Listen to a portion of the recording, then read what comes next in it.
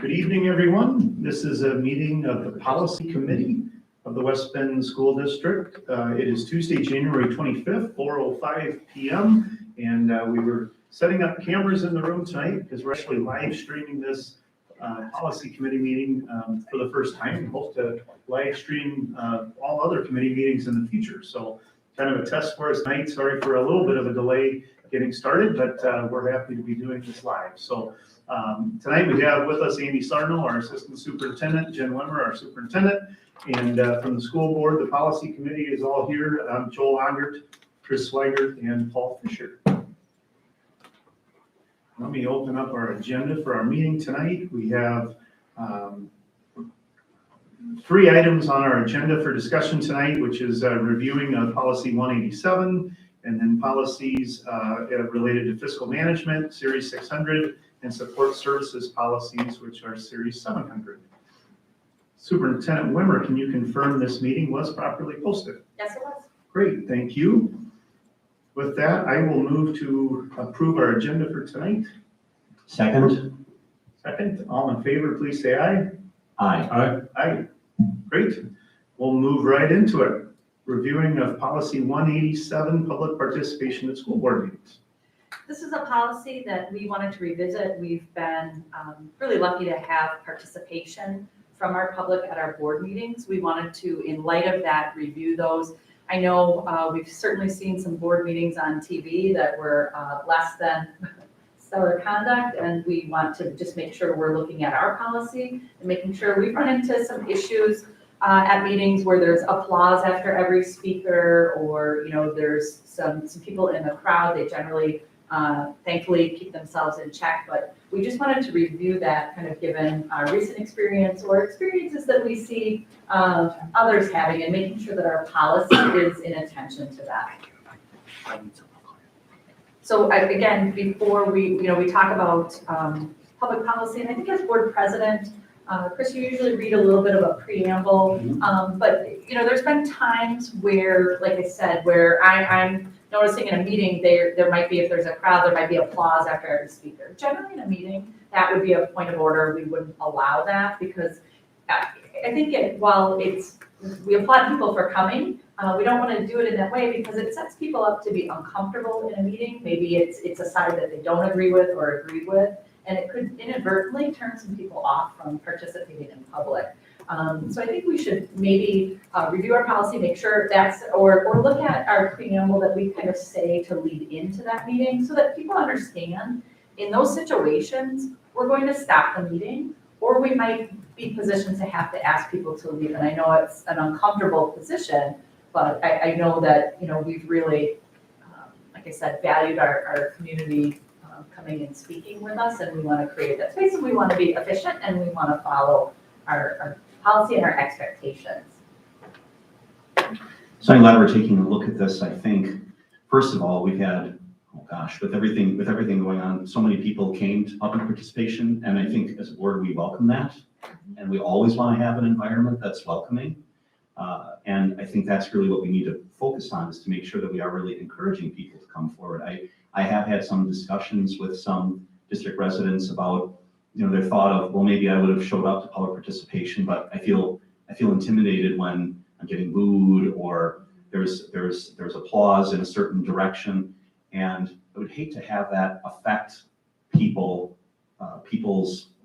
ability or interest in coming and participating in public participation. So I think it is something that perhaps we can take a look at. And I'm not sure if WBSD has suggestions on this. I'm glad we have this brought up, and that there's not, okay, here's our intended draft. I mean, I think we're looking at it fresh, and with this notice to the community that we're taking a look at it. My guess is we're probably going to look at this again at a future policy committee meeting with another draft, and then ultimately forward with the board.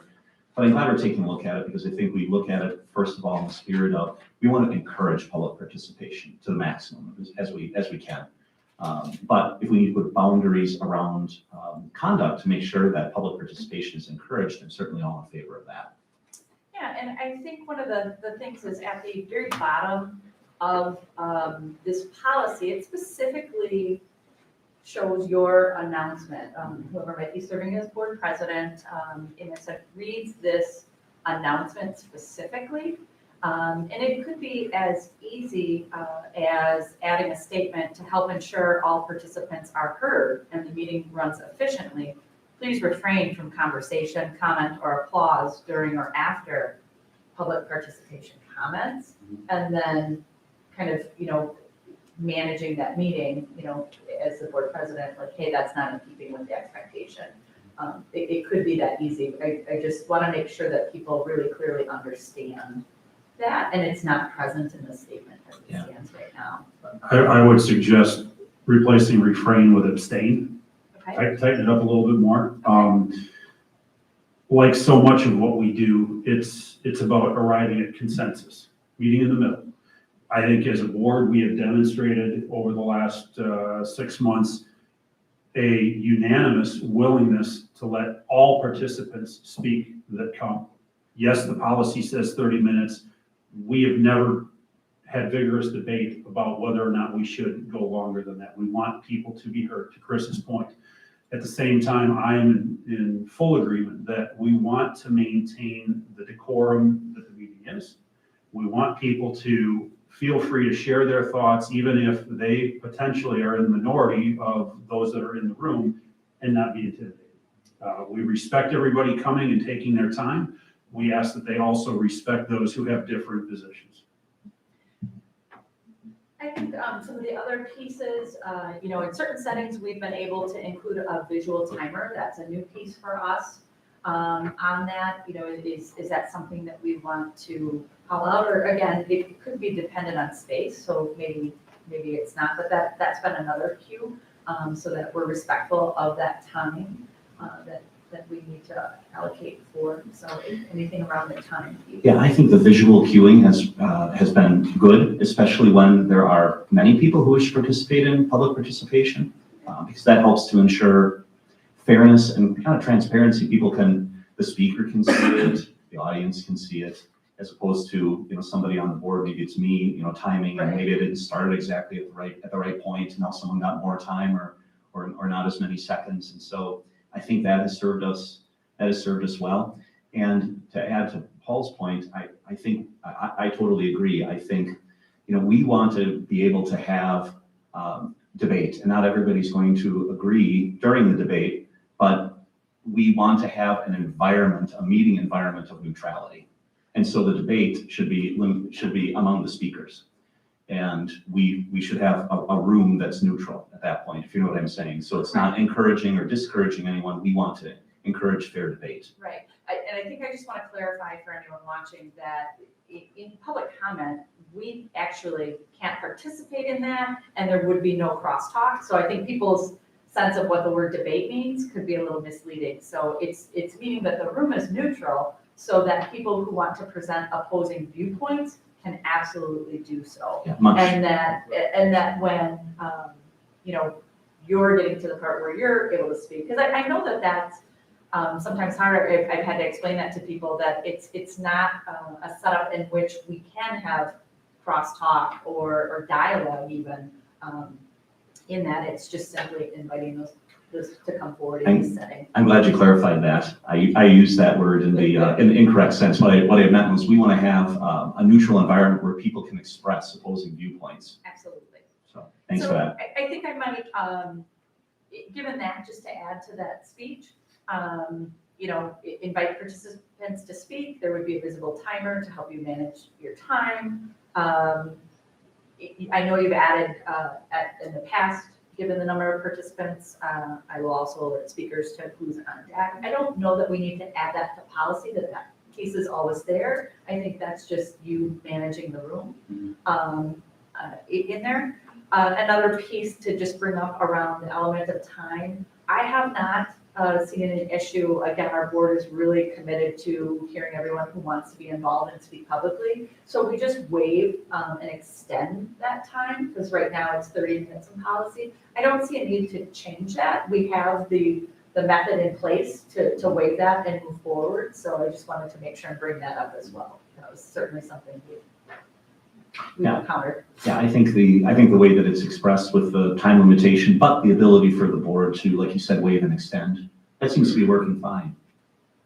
That's right. So then just looking at this, maybe in that part of the board president speak or whoever's running that meeting, again, that statement to help ensure all participants are heard and the meetings run efficiently, please abstain from conversation, comment, or applause during or after public participation comments. You know, lately we've had a little bit of that as well during the actual board meeting itself, not just that. So we might want to extend during public comments and the meeting itself to cover that, because we've certainly had that. And, I know board meetings are exciting. There's a lot of exciting topics, but just to be respectful of speakers, whether it's our staff members who are presenting or the dialogue that the board needs to engage in, I have noticed that as well, that there's a fair amount of, even during our meeting portion, and I don't know if we want to put something around public participation as well as the board meeting in a whole, or we'd like to revisit the board policy as well. But again, it would be allowable for us to stop, pause a meeting, correct someone, Sure. because it's certainly part of the expectation to run a public meeting in a manner that's efficient and effective. Right, and I certainly want to hear from other committee members. You know, my thought is I like that idea. While we could link it to 187, we don't always have speakers. And so we don't always necessarily, you know, go through that. And so maybe that's a kind of a rule of decorum informational item that the president or whoever is running the meeting kind of reminds people in the beginning of how we're going to conduct the meeting. I mean, that's an idea, I guess. And it doesn't, it's unusual to have this in policy. You know, the board presidents kind of preamble those things, which I think it's great. But, you know, maybe we write a few lines around expected decorum during the meeting in the absence of speakers that you just read. I don't think it needs to be a policy piece, but kind of that general sense to continue our, you know, while there were no public speakers this evening, we, you know, want to ensure our meetings run efficiently. Please abstain from conversation, comment, or any applause during the meeting. Sure. And so we could have that kind of prepared, and like you said, if there's public speakers, you're kind of reading this and it's connected to policy. If not, just a reminder. Couldn't that be inserted into 171 board ops board meetings? You could, but again, you don't even need these preambles in policy at all, but if you would like to. Just to so it's formalize really- it, or, Yeah, you know, we again, could, either way. you'd like to think that there's a common sense element to it, but again, emotion gets in, and let's just. It happens, and it might be really nice, again, I don't mind this being in policy, and to your point, then it's doesn't appear subjective or anything. Like, this is a point of policy, it's our expectation, and it's our job to manage the meeting in that expectation. Would you like me to mock it up inside that other policy as well? I think Kind of align to that it'd be effect? good to put in there, because, you know, you look at some of our recent meetings, and, you know, we're here for 3, sometimes 4 hours Sure. to run an efficient and effective meeting. So, Maintain an attitude of Can decorum. we take a look at the draft? And Yeah, I would see? recommend a line that just says, you know, in case there's no public participation, you know, board president or whoever's facilitating the meeting would read this, and just, like I said, a kind of that captured statement there. I don't know, I'd include that, put those two together so that we can formalize that. Is that something kind of based on our conversation, committee would like to go ahead and forward to the board, those two pieces for the board to give some input and discussion? I think so. I think they're ready. Agreed. Okay. One other question on 187, as long as we're looking at it, just for the sake of asking. That's nice. In the participant responsibilities point to, comments may involve agenda items or matters not on the agenda, but relevant to the authority of the board. In the past, we've talked about, do we want to keep it as broad as this, or do we want to bring it in a little closer? I don't have a particular feeling one way or the other, but as long as we're looking at it, I thought I'd ask. We've had some situations where, and we certainly invite speakers, you know, to speak, but they can get pretty close to maybe naming staff or naming students or things of that nature, you know, or and calling out names other than their own. You can speak personally. And And we wouldn't want people to not compliment people, but certainly there's situations where there's other avenues if there's a complaint or there's something like that. So I understand what you're saying around, do we need to tighten that piece? I think with the agenda versus non-agenda item, and maybe this is for the future, but I think one of the things that we had struggled with in the beginning of the whole COVID thing was we were having fully electronic meetings. Yeah.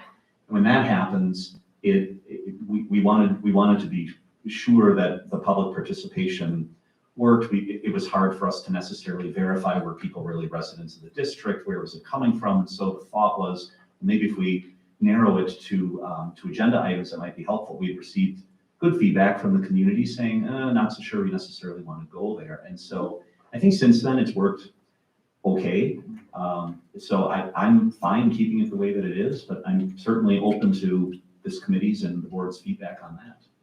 Well, and again, I'm not saying we need to change it. I just wanted to ask because, you look at last night's meeting, for example, on the behavior. Would that have been an agenda item if it wouldn't have been mentioned during public participation?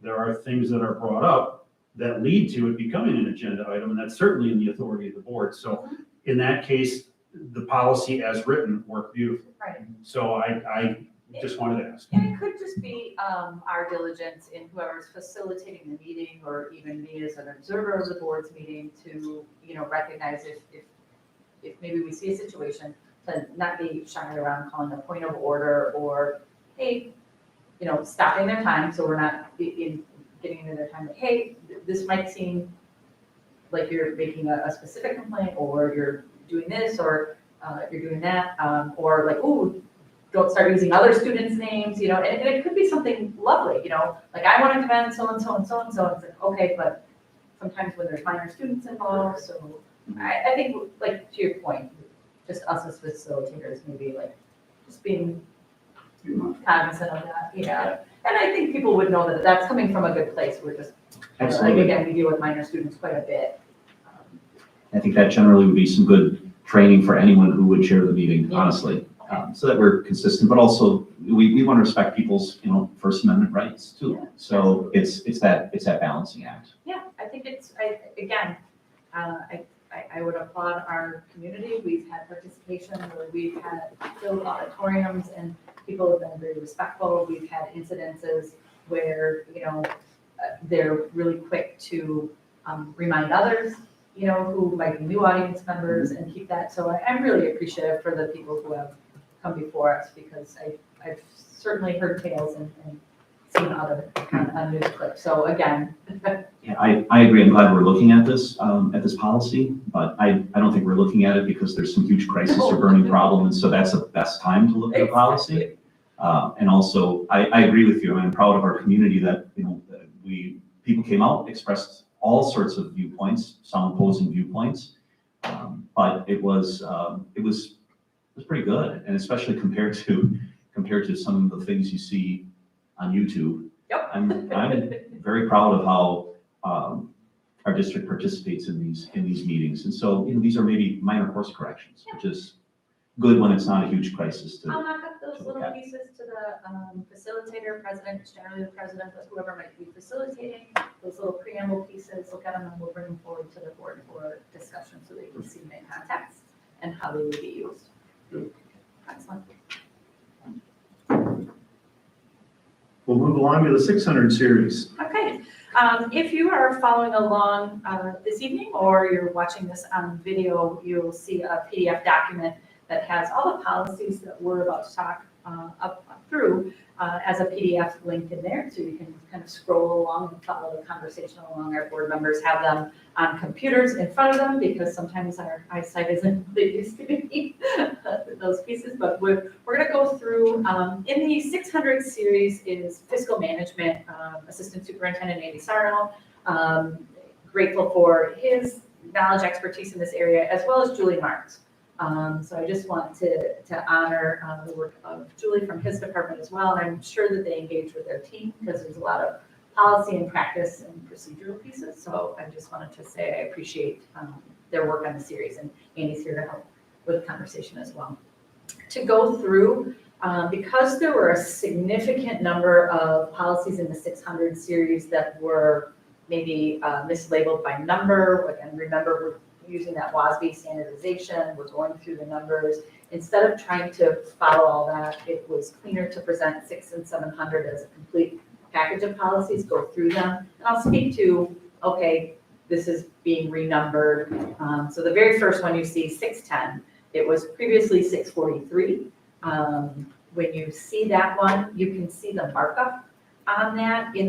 We have a standard guide where we refer to the school board instead of Board of Education, our Director of Business Services versus just finance, and going through some of those pieces. So you can see that markup, whether you're following along at home or in front of your board. So again, this was previously 643. It would be appropriately labeled 610 under just general fiscal management. You see we're making some style pieces and talking about non-referendum as well as referendum approved debt services. We added that as well after conversation. Are there any questions or comments regarding this policy? Big piece to this is making sure that we're planning ahead, that we know what's happening in a strategic, mindful manner that will help invest in the district. So that this gives us the authority, let alone your standard, to make that happen. And there's very few required policies. This is not a required policy by any means, but again, you'll see in the 600 series, one of the things the board prides itself on is sound fiscal stewardship for the community. And as Andy was speaking, kind of careful consideration for short and long term. And again, so you might see a fuller slate of policies in our 600 series than other districts might have, because we believe in transparency and kind of those fiscal operations being really important to us. So with no questions on that, we would bring that one forward for consideration.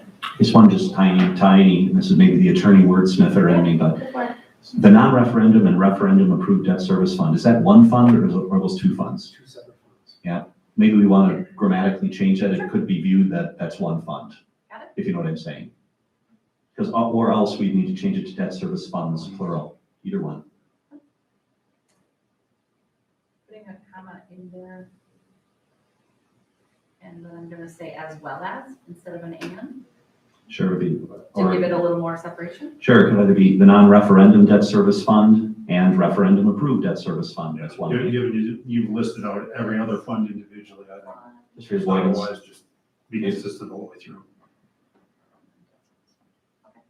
I've made that change. If you want to take a look at that, if you want to refresh, you should be able to see that.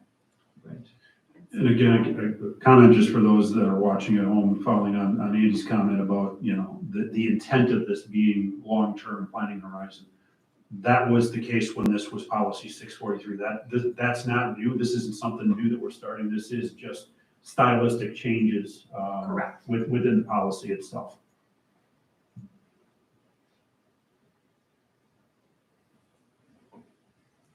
That's when you know you have the right team, when you're wordsmithing down to individual words. He says, that's the right policy group. I know we're gonna go through a lot of policies tonight, but just to remind everybody, we have an option to fast track adopt policies.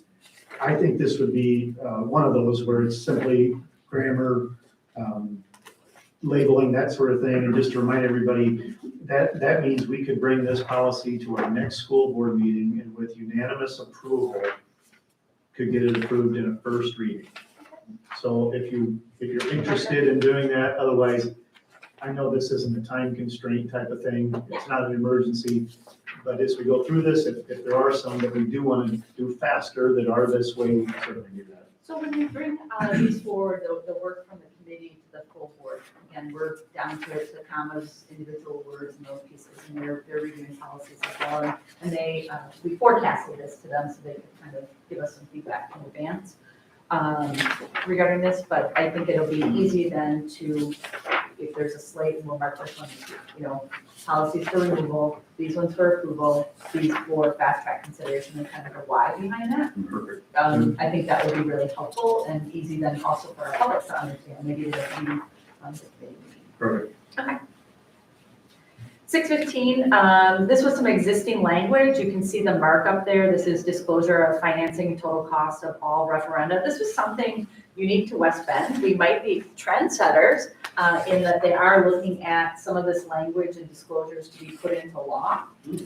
So, like I said, we might be trendsetters. Again, our policy generally refers to us as the district, school board, and we talk about the pieces that we adjusted were in number 2, total estimated dollar amounts of interest, because we can't know what those are, and then using the words anticipated costs, because that's the best we can do is kind of forecast those pieces. So you'll see that, those minimal changes.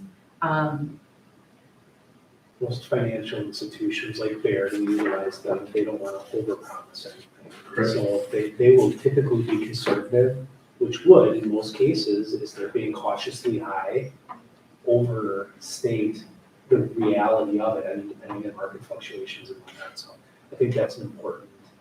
And I think too, one of the things that as we follow this potential progression into law is Quarles and Brady and their bond counsel has come out with significant concerns regarding having this put into law. Because again, you can't forecast at that point. So we've tried to be in attention to that we're anticipating the best we can. And then we highlighted we would continue to disclose items 1 through 4 to have some discussion. So this was making sure that those were always present in that, but we wanted to have a conversation because if that's on the website, communications media, presentations, and other meetings regarding the referendum, we talked about print items, and if we had a link to say, please see these items so that they're always accessible and so stated, but when you're looking at certain media pieces, maybe you're doing a postcard on something, you may or may not have the room to do that. So we just really wanted to call that out and look at that. Does this give us that leeway to make sure? Because it talks about mailed materials and that being disclosed. So is it that we're so stating? I would read that as I'm disclosing for this information, see here, or does that mean in print? I think we should have a conversation about that. No, I think that's important because I think this came up as a bit of a debate in the past around the strict reading of it would say if it's adopted by the school board, any additional communication, and then it goes on to use, and it says EG, which means these are examples. It's not an exhaustive list. Otherwise, that would be IE, if I remember that right. But in any case, these are examples, so it's not necessarily an entire exhaustive list of examples. And so the question was, well, if an email goes out saying, oh, by the way, the referendum is on Tuesday, well, that's technically a communication. Right, and it so, has to be so stated. Yeah, so would an email, let's say, between the two of you, on the administration be, well, that's a communication, so I think it makes sense for us, for the avoidance of doubt, to tighten this up to what I think really the intent is, and that is the mailings that go out that talk about the referendum, the explanations about it, and so I think this is worthy of some discussion, not so much because we have a referendum on the horizon, but again, we know that this was an item of controversy and different people were looking at this differently, so let's clarify it. Mhm. Now, my counterparts here, right, great question. About suggestions, and my counterparts may disagree, and I certainly would like their input. But I don't know that it hurts us to clarify this some more. And this is, again, I wouldn't take that when we read this, because of that, it's additional communication, like you said, maybe clean up that or make it that it's public communication. Mhm. Because again, like my first glance, I wouldn't read this and think of internal communication or things that we were working on. Maybe it's that public-facing communication, so that we're thinking of that. So instead of additional, so any additional public communication.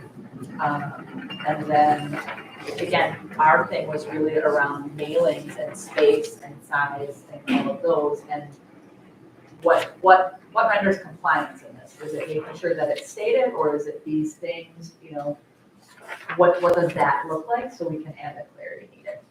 So I think we need to be careful too that, there's splitting hairs on this thing, that you get the fast talker at the end of the car and, it has to route through everything. And did anybody really get it? No, but I can check the box that I complied.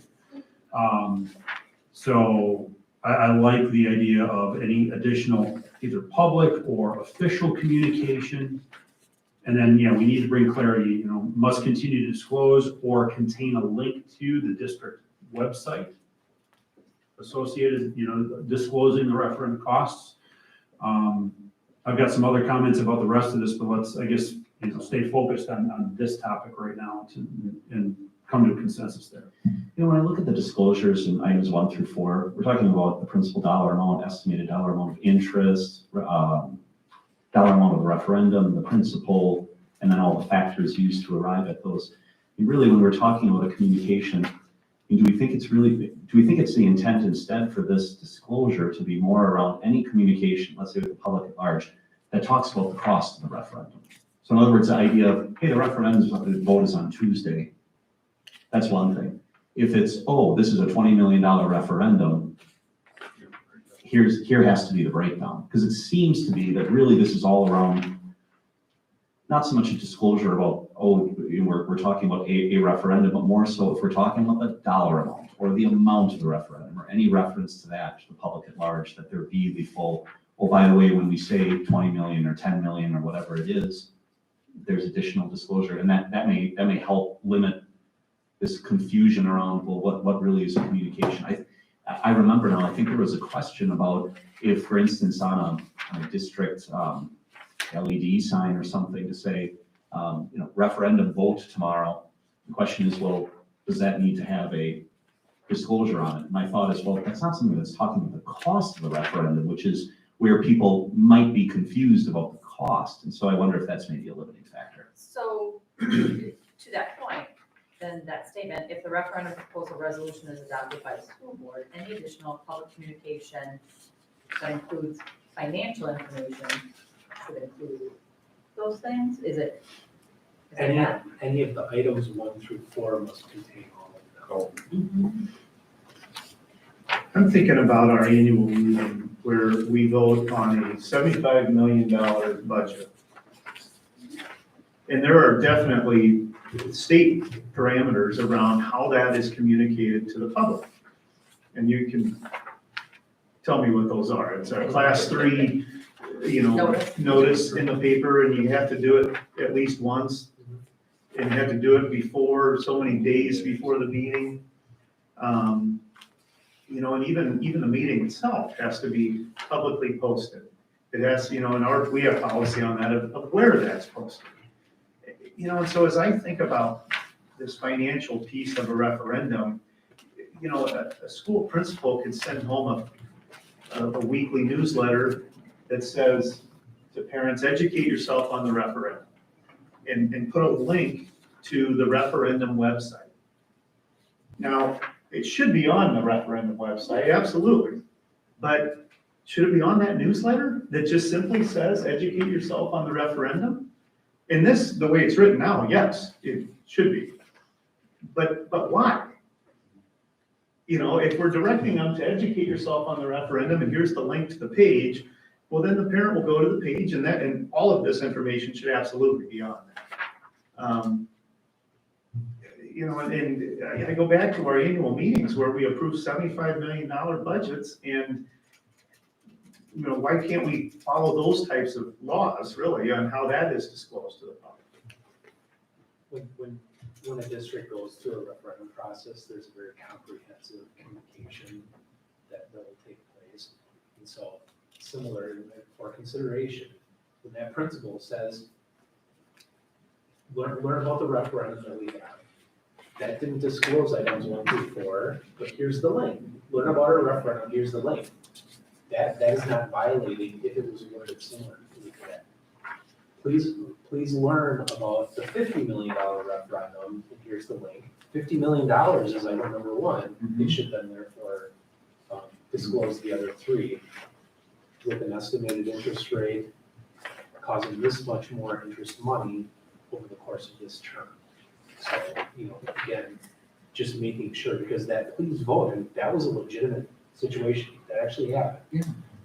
So I guess this. We just want to make sure that we don't put ourselves in a bad situation where adverse press occurs.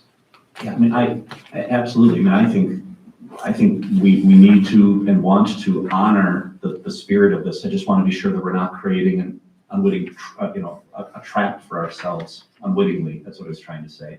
And that's the main intent, because we want to be able to set ourselves up to actually be able to comply with it as well. So how about this? Any additional public communication, e.g. yada yada, regarding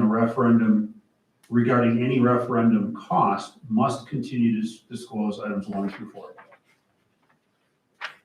So if you put one element in there, then yeah, you've got to have it all, or be generic and see the link that gets the newsletter scenario, makes it safe, and the signage and so forth. I'm open to that, and we'll have the benefit of the other board members being able to comment on this as we bring it forward ultimately. Fresh and look at that in context where I put regarding referendum costs. We included the words additional public communication regarding referendum costs, e.g. That then would continue to disclose items 1 through 4. So we put the words, any additional public communication regarding referendum costs, e.g. mailed materials, etc. Take out the duplicate regarding, must continue to disclose items 1 through 4. So next time she says hit work for everyone, just click on that one, like the one above it. Off and on. Yeah, you got it, that's the way. Next time she says refresh, just click the one above it, and then don't hit the, Right. Okay, so So we I beat can that horse? read the statement too.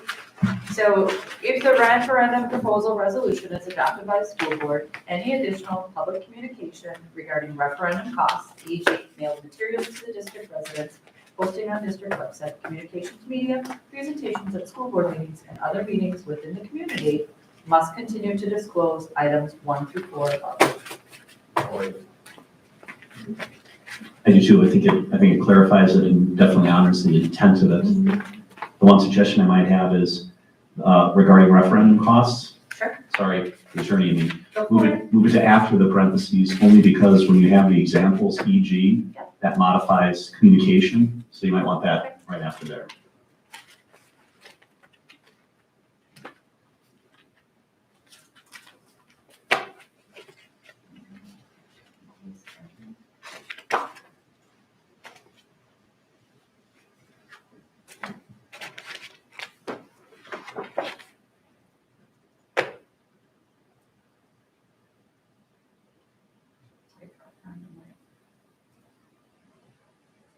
Do we need to have the word must continue? Must Must include. disclose, must include. Well, must continue because it's, must disclose, really. Yeah. Must disclose. Do we need to specifically say that we will have a district website that this will be on a district website? And even further, should we say that we'll put out a class 3 notice 2 months or 2 weeks before a referendum vote?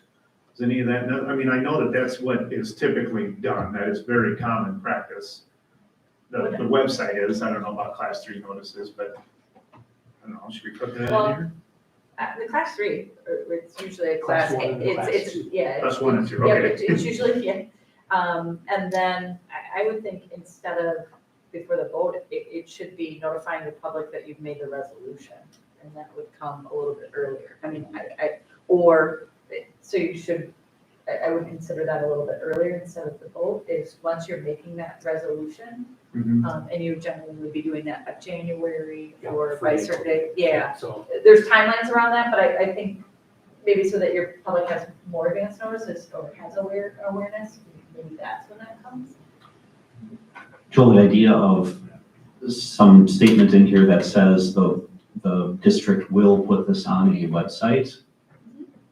Let's explore that. I kind of like that idea, and further, that a link to that website is satisfactory disclosure of items 1 through 4, if you know what I'm saying. Okay. So do you want to restrict the list of examples because that would tighten that up as long as it included a link to the website, so now you're shifting that in that it would always be present on the website, and any of the materials would include a link to that information. That's a little different than still stating it in that, so I just want to make sure I'm clear. I don't mind, like I said, but just making sure that there's always a district website that includes that and has that accessible all the time versus then only linking it versus that it's two maybe different things. So you could say if the referendum proposal / resolution is adopted by the school board, a dedicated referendum page will be put on the district website, period. Any additional public communications, e.g. yada, yada, yada, must include a reference to that site, to that page? Is that what we're saying, where we wouldn't have to, in that mailer, then clearly state 1 through 4? What if I don't have access to the internet? Go to the library type of thing, but we're pulling back on a point that some of the citizens have asked for historically. But again, just like the fast talking car ads, you could put it down in the bottom, in the footer, a 4-point font that you can't hardly read it, but it's technically there, obliged. So Yeah, and I think it's a great question, because I can see the virtue of, when something is printed or communicated, that, 1 through 4 are there, printed and physically there. The challenge that I have with it is, as we all know, there's a whole bunch of disclosure work that goes into it. If you really wanted to inform someone, you could take 10 pages of material. Here are the estimates, and it ranged from here to here, and here's the Baird curve, and here's a future yield curve, and expected trend, and I exaggerate a bit, but that's hard to put all together. So on the one hand, it would be great to be able to direct people to a website so they had the complete information, so they could make the most informed decision that they possibly can. On the other hand, not everyone has access, and so that's a challenge, and I'm not sure I'm bringing a solution here with this observation, but that's what I'm concerned about. That it's nice to say we're going to disclose 1 through 4, and I think that it's important. But really, if you wanted to have a super deep understanding of it, you need more information than that. Yeah. And why would we deprive people of that? And so, anyway. Well, do we kind of marry those two concepts, leave it at, and I just kind of put this in, a referendum proposal resolution is adopted by the school board, a dedicated referendum page will be placed on the district website, period. Any additional public communication, and then leave the spirit of that as is, with the cleanup of regarding referendum costs would continue to disclose. Yeah, I think that's fine. Okay. I think that's fine. And back that up that way, I think it gives you the best of both worlds. It speaks to Joel's point of that we, I will make a commitment to have comprehensive information publicly available. And then, again, I think it helps us that it's the ones that include financial, the referendum costs must disclose items 1 through 4 above. given that we're making it a requirement that the district post a page for the referendum, do we, you're unpacking more into an already tight physical mailer piece, but must continue to disclose items 1 through 4 above, and the URL for the website, for the page.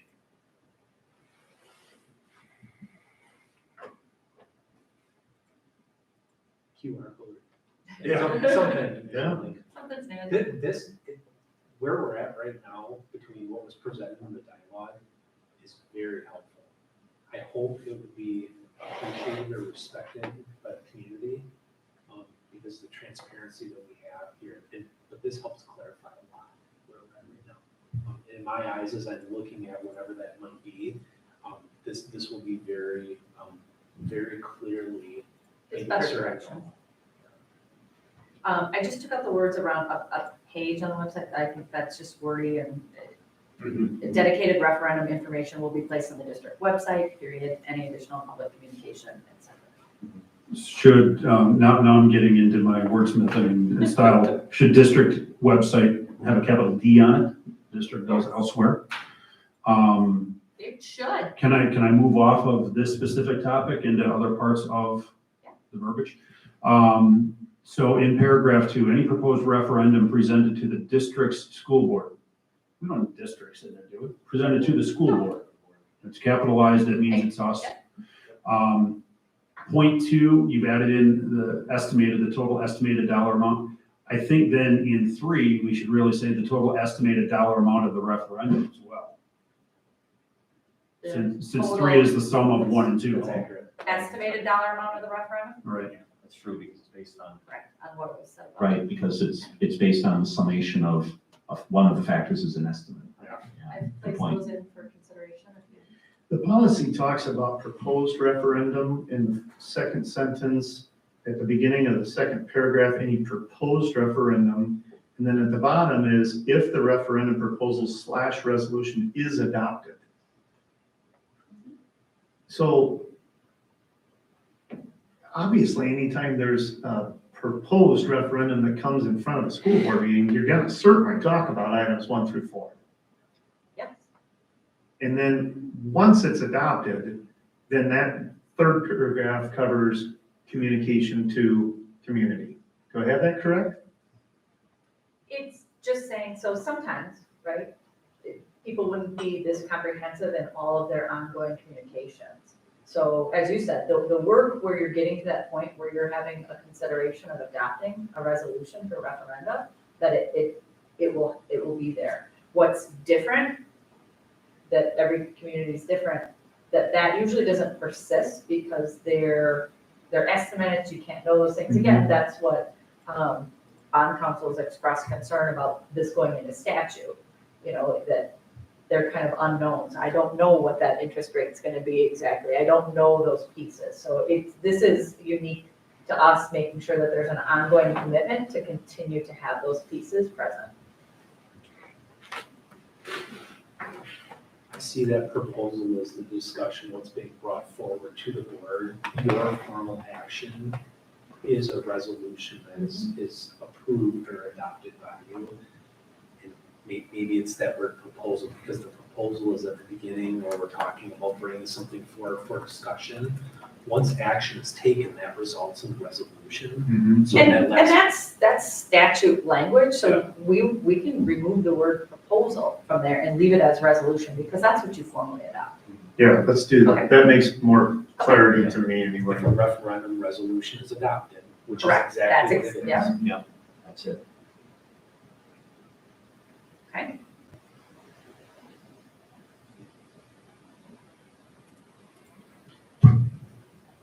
I like these changes. I look forward to the other board members' comments on it. I think we framed it sufficiently that, maybe we could change a word here or there, but I think the frame of this is good for discussion.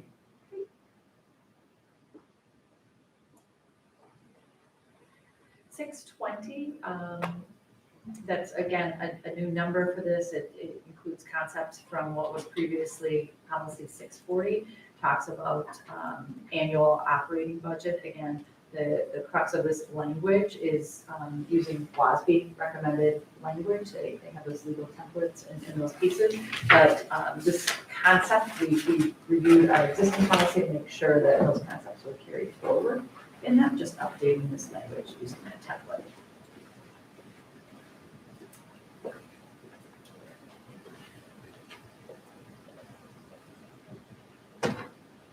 Looks good to me.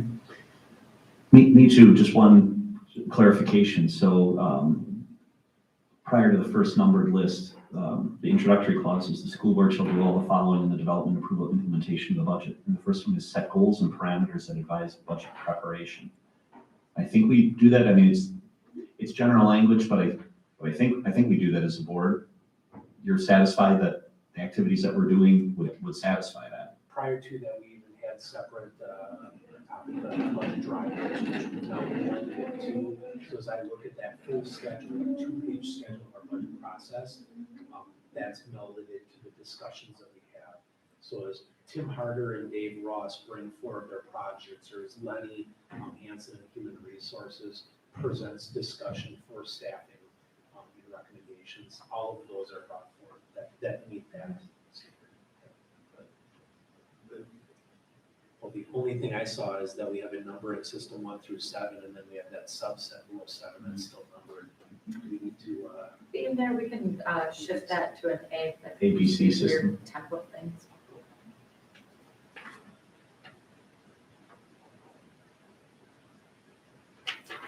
Okay.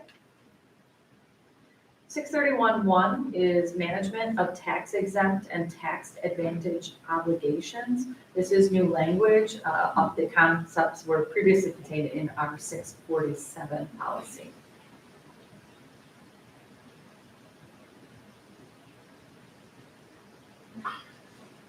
So correct me if I'm wrong, what this means is when if the district would need to borrow, we can issue bonds that, if certain parameters are met, would mean that the interest earned on those bonds by the investor, they would be tax exempt.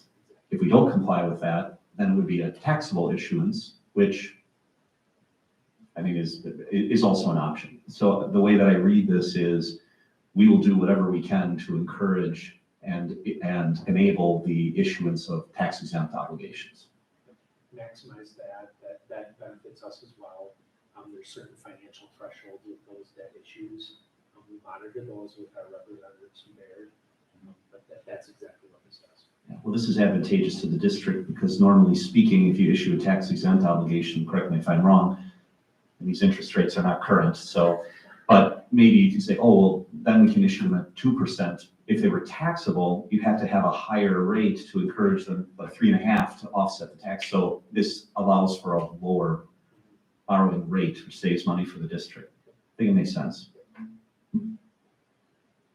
So again, style-wise, we define obligations in the first sentence. But then in the second paragraph, sentence 2, with the issuance of such obligations, lowercase o, I don't know that I see obligations capitalized anywhere else in here. So is it necessary that we define it? And if so, then anything else that refers to obligations lowercase o, I'd say should be capitalized, should it not? Which way would you like to go? Do it either way. Can continue to define it with the capital O and use that one throughout? Because you're making a specific reference? Yeah, because I think it refers to Yeah. both tax exempt and tax advantage. So Okay. it's one term that encompasses two concepts. Sounds good.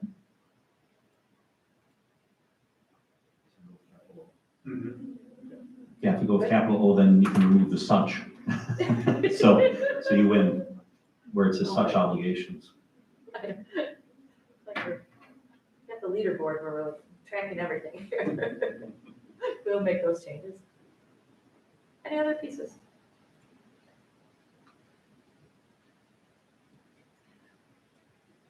The next one is 632. That's a new policy regarding short-term borrowing.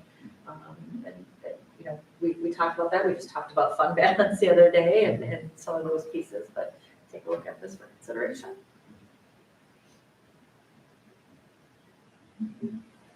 This is a policy that was recommended by the WBSD template. Is it a new law, or is it just, the thought is it's just good housekeeping practice? Good housekeeping practice. This is not required or even recommended. When we look at and review all the policies available and solid practice for the district and financial footing, because again, some districts are placed in a situation where they need to short-term borrow and do that. So it's just talking about those parameters. So again, not required, but Well, I don't think it hurts just us. solid practice. Right, and it sets out kind of a governance model of this is how it's going to be evaluated, and that's often the best time to evaluate these things is, you know, when we don't need it. So it's good to take a peek at it. So. This talks about bringing a proposal in June or July and August. Is that typical? I thought we talked about this sometimes in December. That's about as early, so monies similar to the presentation last night with quarter 2 through December 31st. That's where our cash flow is typically the worst, is either in late November, early December, prior to a large chunk of money that's received, as well as late June, when we're rolling right into the summer months prior to, again, a large payment from the state. So it depends how quickly districts identify that. I know prior to my coming, we addressed it very quickly in, I think, late November one year. It's probably about 3.5 years ago, a little over 3 years ago. But June is a little bit presumptuous. That's a little bit early because we're still at that point in time quite often waiting for the state to finalize their biennial budget with how much new money we'd be receiving, those different percentages and all that. So, Does this prevent us from doing this in November if we have to? No. Okay. A really good time to bring this forward is right around when we're taking a look at the finalization of the budget. So November's pushing it, that makes me nervous. September, October, thumbs up. So, and as Andy's talking about, there's certain pieces, not just the calendar of that, but there's state statutes around this piece. So if the dates and those pieces kind of make you nervous around that, we can talk about being in accordance with state law and leave that out of I hope we policy. never have to do this. So. I've been in places where This we is do. basically so- what we did with First Bank last year. We haven't done it now Or for 2 years ago. So my first year, it had just been done prior to my arrival, again, December, early December. We did one of my kind of first complete year, but we didn't have to tap into that because again, our cash flow and when revenues came in, we didn't need it. So the way that we had structured that, there wasn't any expenditure. We had a line of credit through Bank 59, which is a banking institution. There's no charge, there's no legal. I think there might have been a couple hours of Quarles and Brady and Allison that reviewed it for us to make sure we're in compliance, but there's no borrowing fees associated. We're just in a different financial position, a different cash position than we were a couple of years ago because of the frugality that we've been through the last couple of years with COVID. So. The part that scares me about this, maybe it's just, and again, going to, as per state statute, wipes a lot of this out, but in paragraph 3, the last sentence, the resolution shall levy an irrepealable tax. And I'm just like, irrepealable, what do you mean? We're short-term borrowing to cover a cash flow need. The tax is already levied. We're gonna have cash for this. And irrepealable, what tax ever goes away, right? But that just seems really terse to me. Correct me if I'm wrong, but really what that does is it binds us to that. So when we incur that short-term borrowing, that means that we will pay it back. So that tax referencing our levy or the state tax, our revenue limit, that's obligating those funds to make sure that we can't dissolve without paying that obligation. So that is fairly accurate. It does sound harsh. It sounds. But again, it's reiterating pieces of statute and your obligation. So Yeah. we can look at that. You can look at removal of that section and just say, it is state law and statute, so we follow it. We wouldn't be, so Sure. you can take out that reference and. It's interesting that reference might be there actually, and I'm sure that's a creature of state law, but to protect the lender. Because otherwise, why would banks issue borrowing if the school district doesn't need to pay it back? So instead, it's almost like built-in collateral saying, no, it's if you borrow it, it's got to be paid back. But that's speculation on my part. I agree with the whole idea of if we're really referring to state law, that maybe that way if state law changes, then we don't necessarily have to So, yep, tweak it. so we could take out that whole section right there. I don't think it shifts how you would be responding. It still references that second legal that I think that's where I was referring to is temporary school district loan against revenues regarded as paid debt. So that's exactly what that is. So it's talking about the revenue sources that when, but again, as we incur at some point, if this does happen again, Joel, we would typically go for a fall. You're only allowed to have it for 366 days. That's how it's defined. But we would have it for that period. It's either 1 day or one less than a complete calendar year. But those revenues from that current year when that payment is due, again, reference. So I don't know if we. Well, do you want to just look at and keep in there that it's initiated by resolution adopted by 2/3 vote of the school board? and leave it at that, just ensuring your obligation, what's needed by the board in that. And again, we'd be pushing those other pieces in. Then you don't have to be, we'd be complying with state law around timelines.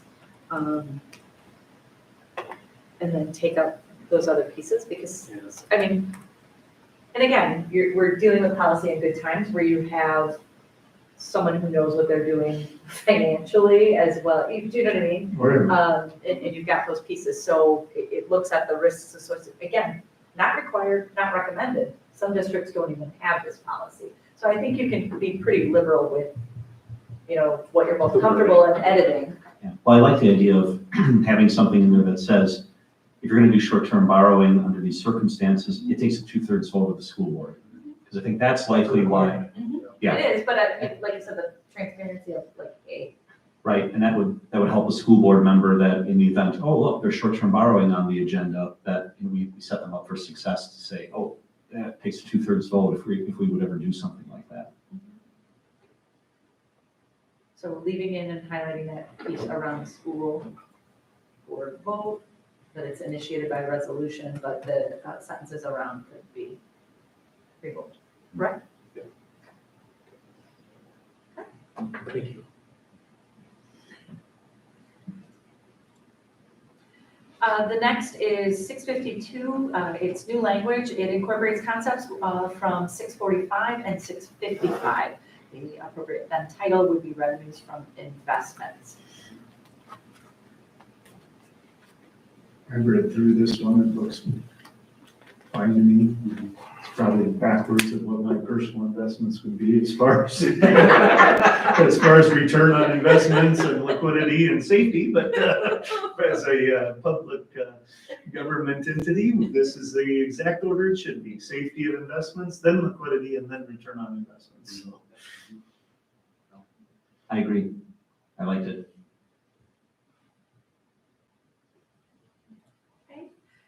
The next one, 653.1, it's free admissions.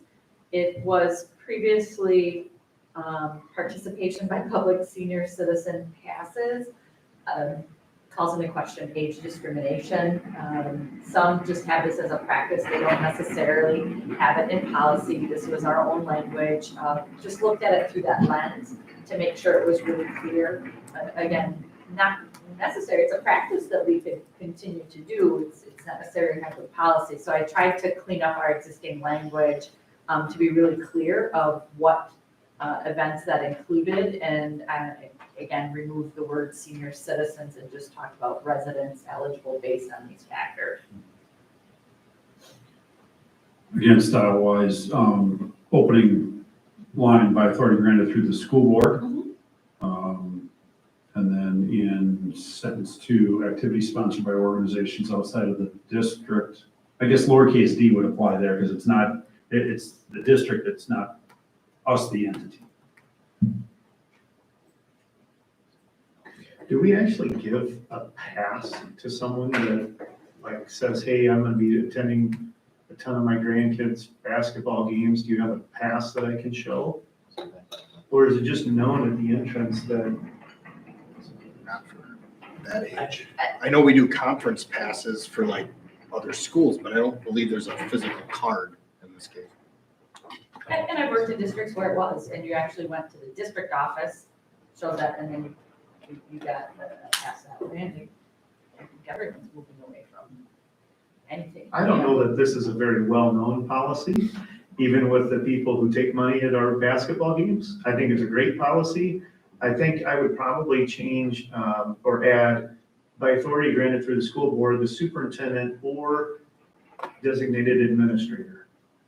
Because you're not gonna be at every basketball game, but one of our athletic directors or, Sure. just in case someone asks, hey, I'm supposed to be getting in here for free and the ticket person doesn't know that, they'll call over to the administrator and they'll say, yep, you're good to go. Or You guys have alluded to this in prior policies that we've already spoken about, but this is a perfect example that we have that. Chris, you mentioned the word governance before.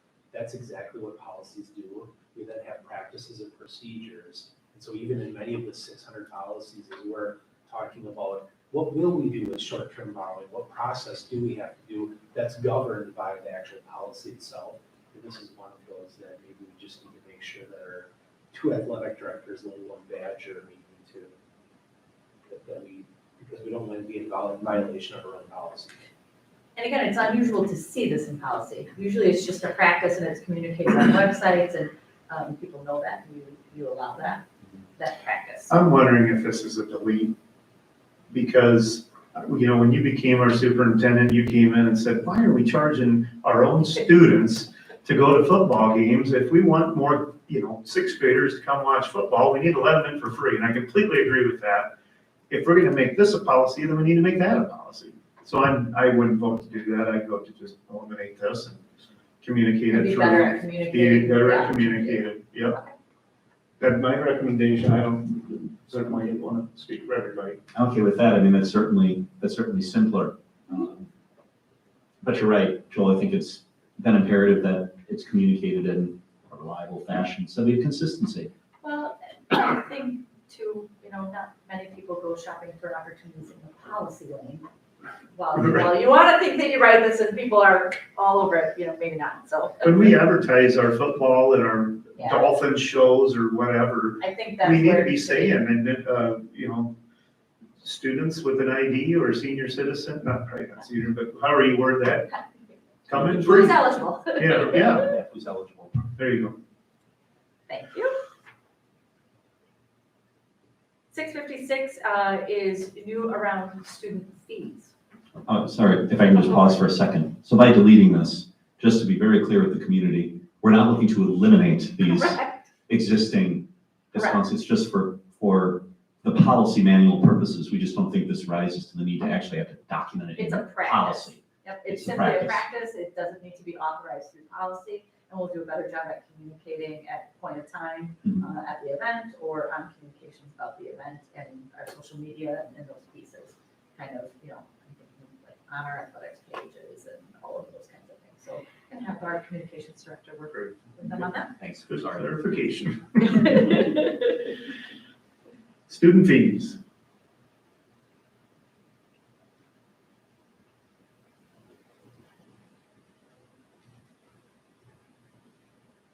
Pretty basic. Reasonably comprehensive schedules of districts' fees shall be posted. I didn't see any challenges with this. I just wanted I'm going to clarify. So when we talk about fees, I know when I think of some major expenditures on students' parts, it might be big field trips, foreign field trips. That's not designed to be in this fees. Is that correct? Just want to be sure, because I know that the policies around, hey, if something goes awry with the plans, on a foreign trip, that money is refunded or it's non-refundable. I just wanted to be sure that that wasn't getting commingled in here somehow accidentally. I just bring that up as a. No, good point. And we were just talking about, it generally comes before the board annually or semi-annually, just to review student fees. And that's that basic pieces that are collected and you would be approving those. So it gives you the ability to look at that. It's not locking you in, but we can look at it through that lens again and make sure and see if there's any maybe almost disclaimer or clarity in language around that so people don't assume or they don't try and make a false connection that's not intended. That's all. I That's. know we have a policy on out-of-state field trips. I Yeah, don't know if it'd be we'll do in the there. cross-reference. We've Sure. been talking about the 300 series with the curriculum committee. So I'll talk about this one coming up there, making sure we've got it covered on that end. And we'll just do a cross-reference. Sure. Or there's a lot of state statute linked to this one too. Yeah. It's related to faith, making sure that we're not doing things that are inappropriate. Back when I was a kid, we'd go to the lumber store, we had tech ed. Now what we're doing is there might be a materials charge because we're finding that kids don't go to the lumber store, buy stuff and bring it to school. So they're supplanting that says parking, student parking, those types of things that we're trying to just make sure that it spells out a clear ability to do that. And we will be bringing those forward in a future month, very soon here. in the spring of every year to just make sure whether or not there's any changes, even just a public communication of that, so everybody knows what is included. So two suggestions. In paragraph 1, the final sentence there, therefore reasonable general student fees may be charged. And then down at the last paragraph, this policy does not apply to the establishment. So you got your exclusions. We could add in there, this policy does not apply to classroom-specific field trips or class-specific field trips, something along those lines. Or just field trip. For field trips, period, because, that's all done.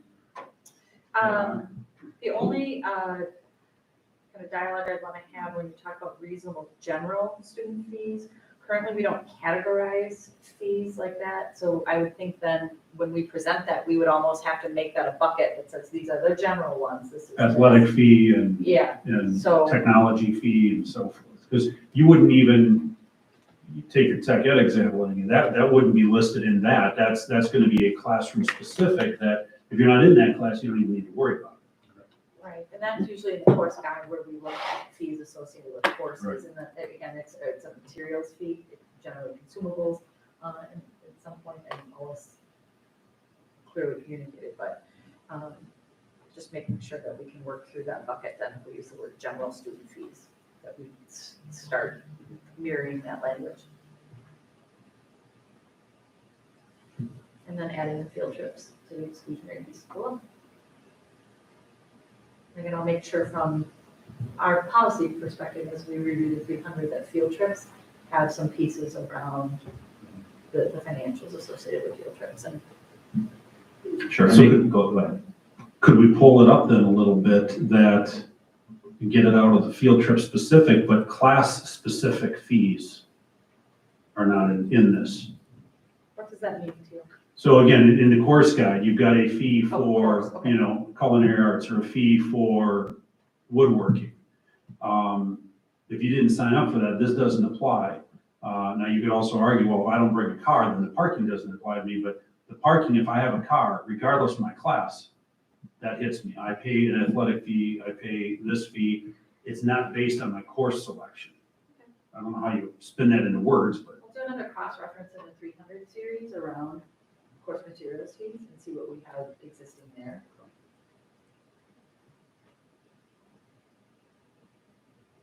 And then I'll make sure, even if there is or isn't something, I'll just talk about it when we do curriculum committees, letting them know that that was a conversation that we had here.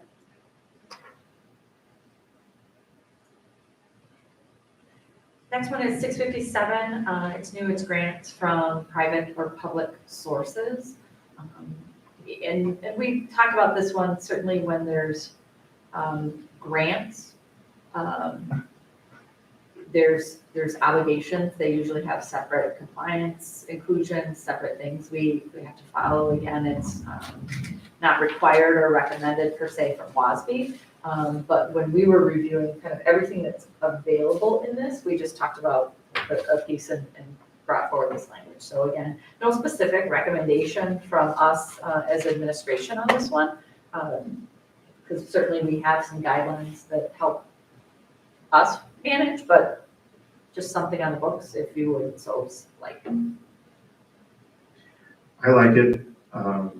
Before you got here, we had an administrator who went out and secured a grant that the superintendent didn't know about. And that was a little embarrassing when we found out and actually had to turn the money down. And I was So- gonna say, they come with obligations that need to be vetted and compliance pieces and intentions around grants. So again, Sets a standard it Yep. does.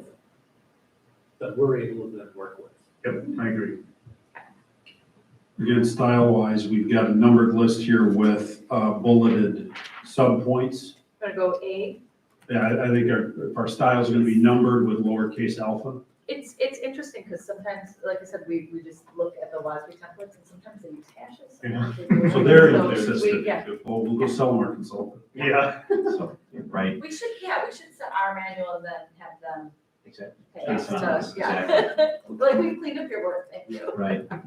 May I ask a question on this? So it's, let's see, in paragraph 3, except as otherwise approved or authorized by the school board, the school board shall approve final acceptance of the grant that the district commits to receiving or implementing or administering. Now, there are all different kinds of grants, federal grants that we get that are, and you know what, Andy, maybe you can talk about, you're probably knowing where I'm going here, that, I mean, federal grants around free meals.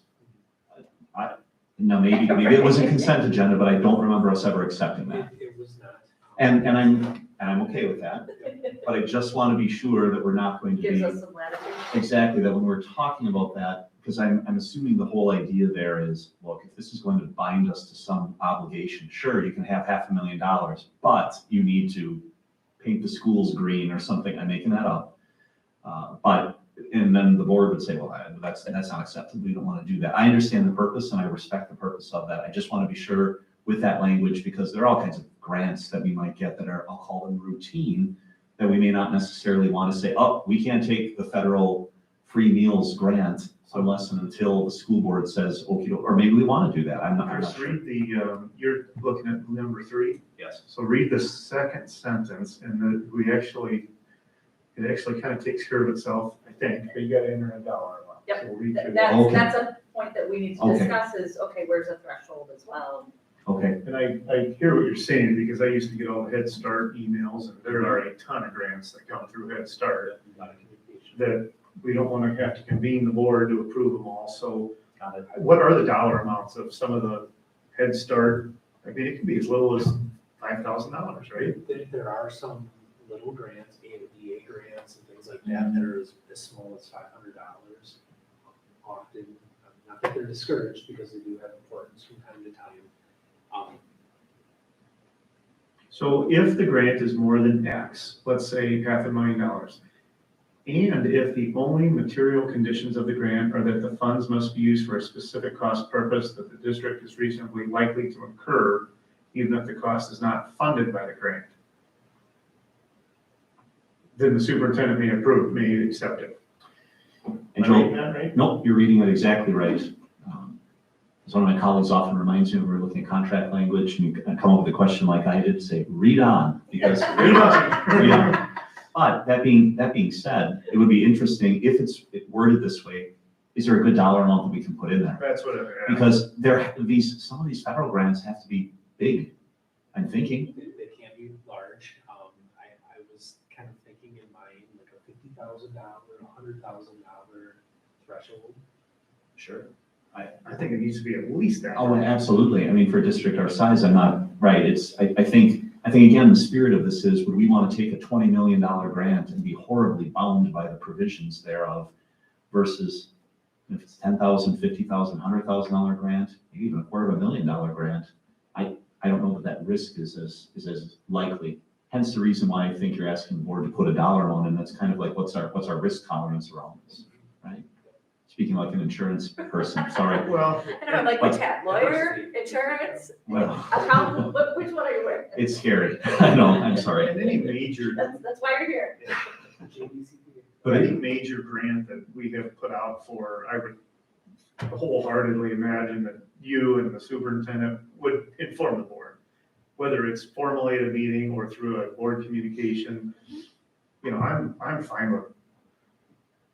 I mean, if we're gonna get $1 million grant and we don't know about it, it's something very special and specific, I'd be shocked. We should be celebrating it. Correct, And, you know, again, with your financial steward hat on, you know, pursuing opportunities to receive grants, you know. I don't know that we need to put a dollar amount on this tonight, but why don't you think about that? Okay. And we don't want to have to convene special board meetings just to approve grants. Right. Especially if it's, you know, we need your Time sensitive or signature by something. Friday, you know? And the other piece, again, not required, not recommended, it's just something, like you said, maybe there's been some experience and pieces that are leading us to, let's throw this in the lineup for discussion. I don't mind the policy at all, because, you know, my mother-in-law was an art teacher, and I'm sure she applied for hundreds of grants that her boss wasn't aware of. And You know, your this, mom I can think. see this video. And, yeah, and she's very proud of them when you're an art teacher and you're looking for supplies. But I think this is good because of that purpose, that you should get approval from your administrator before going out to a grant. We appreciate that, yes. Because again, everyone's looking through that with a different lens, you know, just like members of this committee. and we're looking for obligations post the grant, we're looking for other pieces where they're thinking, yay, we have this, it's like, hang on a second. Right. So that's the why. I look forward to having you folks propose an amount, and we'll be able to take a look at, okay, what grants have we gotten over the last 2 or 3 years as examples? And I know it's been unusual around the last few years with COVID and some of these other, so I'm glad you're looking at it through that lens. So. 660 is new financial management and internal controls.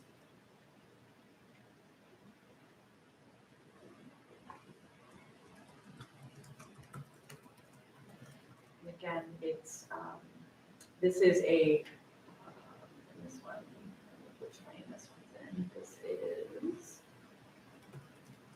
a mandated one. Or it is. I was gonna ask because Yeah. of the state statute on uniform financial accounting, I didn't know if that covered school districts, that you didn't have to have this, but it is. Okay. Thank you for clarifying that it's a required one, because I looked at it and thought, well, these are all good practices, and so I'm certainly not opposed to it.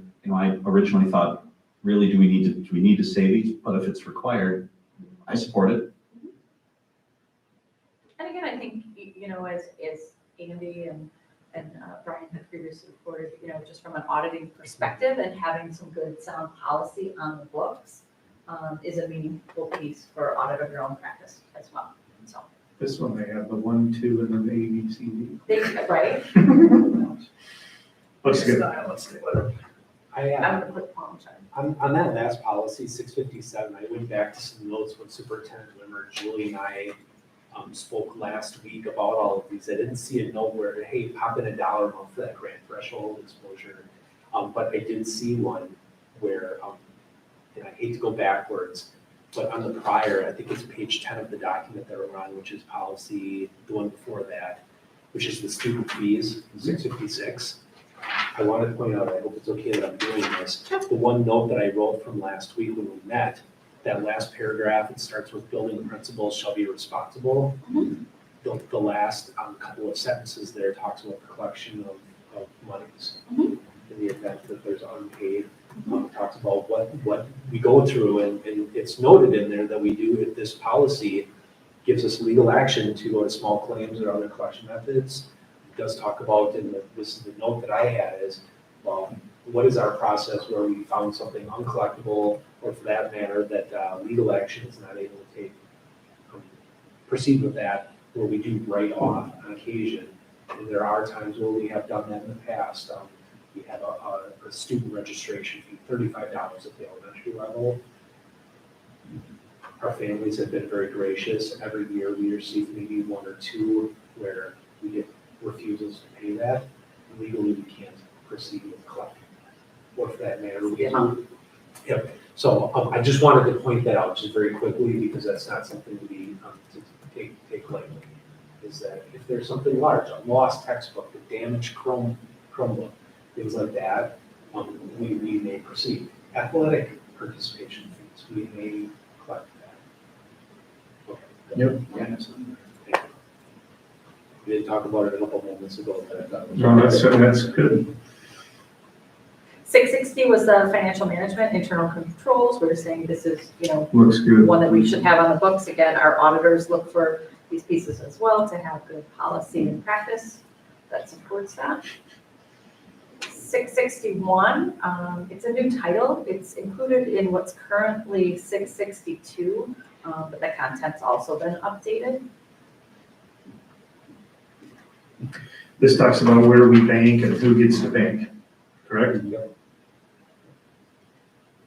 Yeah, this is very typical, and we see this in the private sector as well. We deal with this actually on an annual basis. We renew ours, so I think this is a good practice. Gives a framework to make sure that we're in compliance. Again, there's several state statutes that are reflected there, but it's important.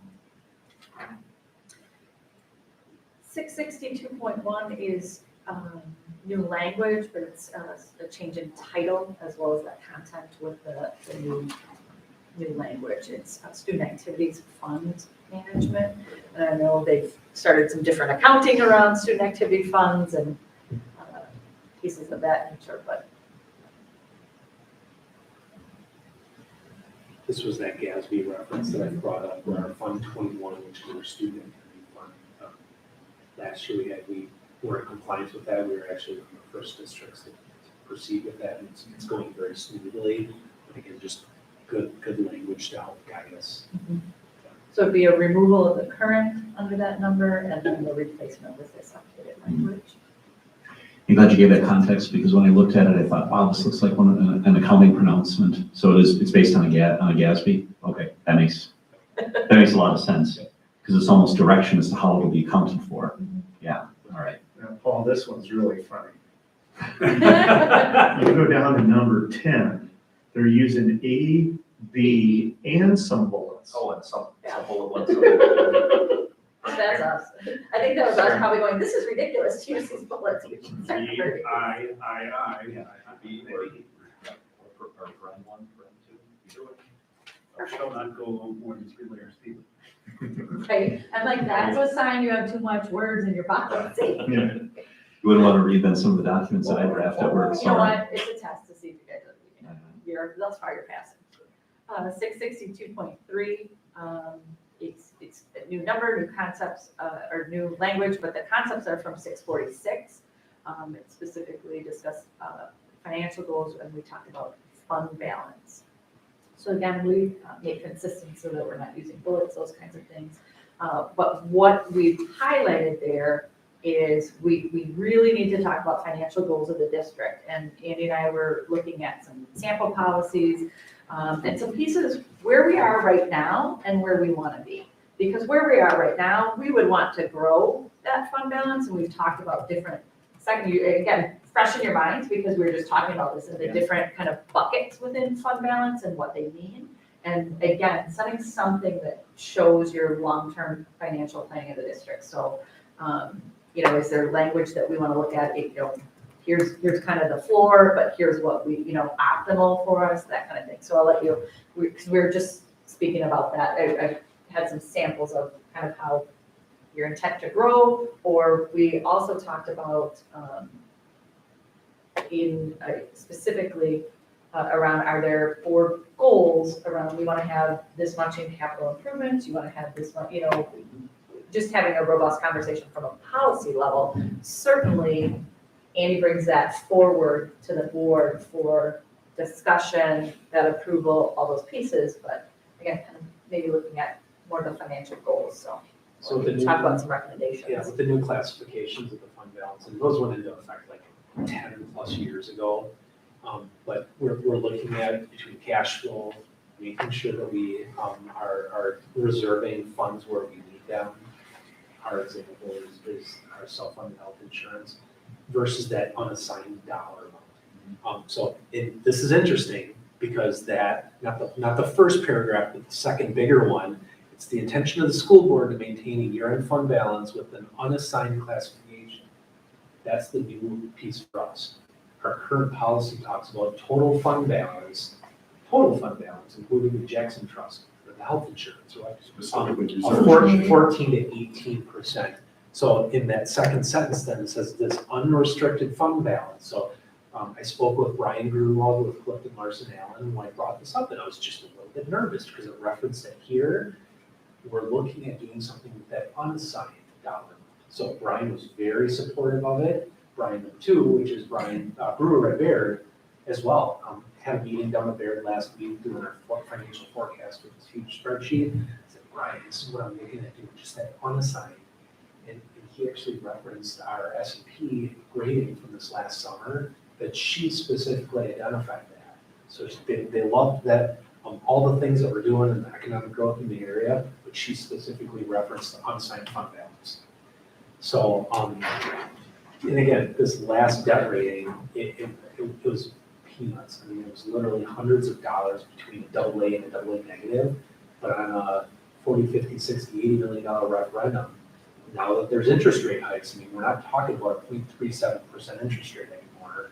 It could be the difference between a 2.75 versus a 3.15. So, that's what we're looking at right now, in that unassigned, I didn't bring it down. If I did, I'd probably have spilled water on it, but, we, right now, we're sitting at a 13.1% of that unassigned. So we're just at like 12 million. Our denominator of this to come up with a percentage is about 92, 93 million dollars. So we take Fund 10, Fund 27, General Fund and Special Ed. That's our denominator with annual expenditures. Interestingly enough, expenditures change, so even if our fund balance did not grow, but our expenditures did, that can cause our percentage to fall. So I was looking at a range of 12 to 15%, or for that matter, do we have something where we start looking at a target that we want to say, we'd like to grow it, or we'd like to maintain it to meet this standard? So, That's what we're talking about. We're like, well, we don't want to put a number here and be in violation of our Well, own that's policy right exactly away right. when you're dealing with financials, so. there's three of you, so we're not going to violate a walking quorum or anything like that, but this next biennial budget, it's making me very nervous. I look at what's our outstanding debt. I have Sunday night dreams about that. My second one right behind that is, what is this next biennial budget? Because right now, districts all around us, all across the state are living on the federal money. That wasn't the intent of it, ESER 1, 2, and 3, but we're living on it this year and next year. So, what dollars are we gonna have? So, I mean, is there gonna even be the ability long-term, or long story short, do we have the ability to even be able to grow our fund balance over the next 3 to 5 years? I think we have some difficult decisions to make, which will not be included or even classified as new fund balance. I just don't see that happening a whole lot. But yet at the same time, I think what we've seen over the last couple of years is something to celebrate. I hope that there's not a whole lot that we jeopardize by not spending money. But we're in an okay range right now. Again, top tier, that AA negative is healthy. But it's just a new way to look at it, because we don't want to include those other reserved or those other designated areas. If you have thoughts on it, or if you say, hey, come back and share just a little bit more about maybe one or both of those approaches. Yeah, I mean, I think we'd certainly be interested in suggestions. My thought is, if we went with something like a range and a target, that's perhaps better, because then we could come back as a matter of board policy. If circumstances change, we could tweak that if we needed to. And that range that you recommended was that, were you talking the 10 to 15 for kind of a range to cover, and then an optimal or kind of growth would be that next target, right? So does the board have any thoughts right now around what you think that you want to see as a target in there? Because we're certainly comfortable with that 10 to 15% range. I don't know how hard it is to go up a percent. Is it, would you say an optimal target of 15, or is it more like 18? It's probably closer to 18. And we're 13.7 today. 13. And again, the denominator is low 90s, so you think every million is 1%. Yeah. So we have 1.2%. I guess one of the main, and you just talked about, one of the main reasons that we would like to grow fund balance beyond it serves as the shock absorber and gives financial stability to the district. That's very, very good. But also it helps us optimize our bond rating, which saves money. So what would that number, what would that percentage be?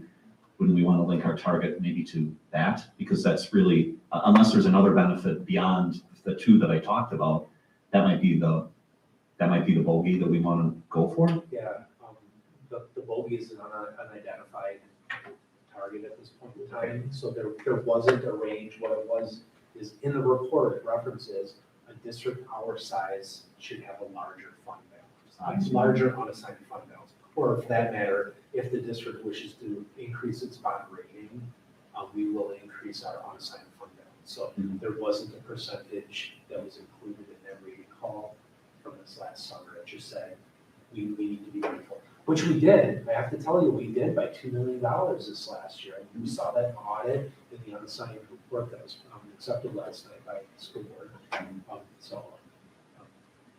Definite improvement. And not would they necessarily have to blindly obey it, but I wonder, would Barrett have an idea of what a target might be? I mean, I don't know. I directly asked Brian, and he did not have an answer. I can do it at that time. What they also have, and not many people know this, but going into those rating calls, they have a little bit of a cheat sheet that mocks up some of the financial information where they can project where we might be after that rating call and after Moody's or S&P has a chance to review it. We were pretty close to being a AA rather than a AA negative, and it was their weighting of how much emphasis they were going to be putting on that unassigned fund balance. So I can ask Brian one more time. See if they'd be able to.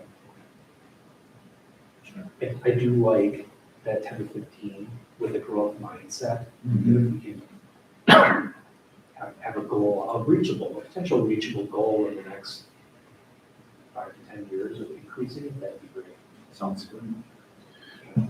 I guess the balance that I'm trying to work out in my head is, and let's just take where we are today and your desire to go to 18, let's say. So basically $5 million we need to come up with to close the gap.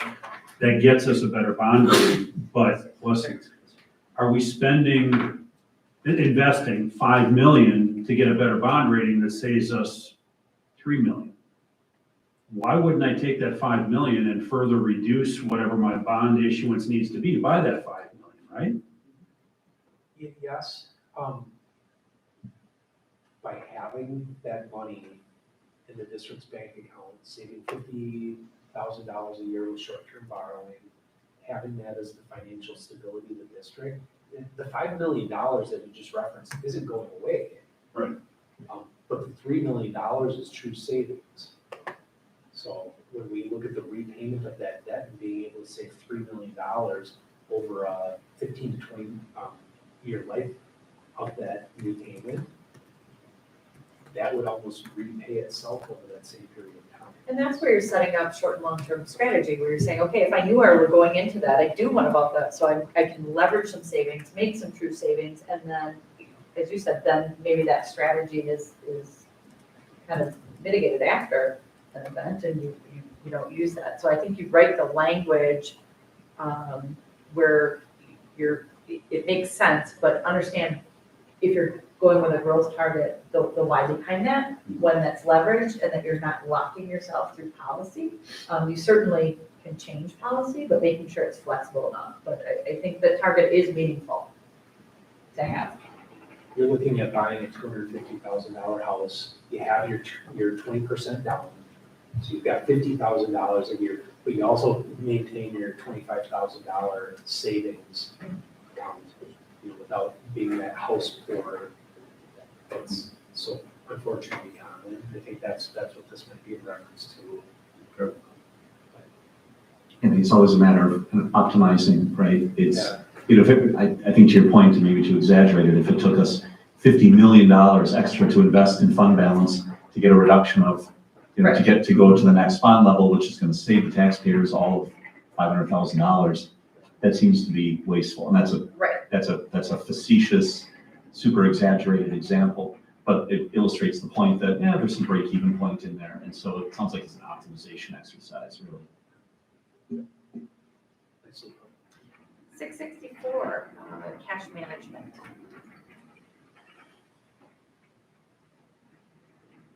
This one looks good to me. Pretty basic. Straightforward. Straightforward.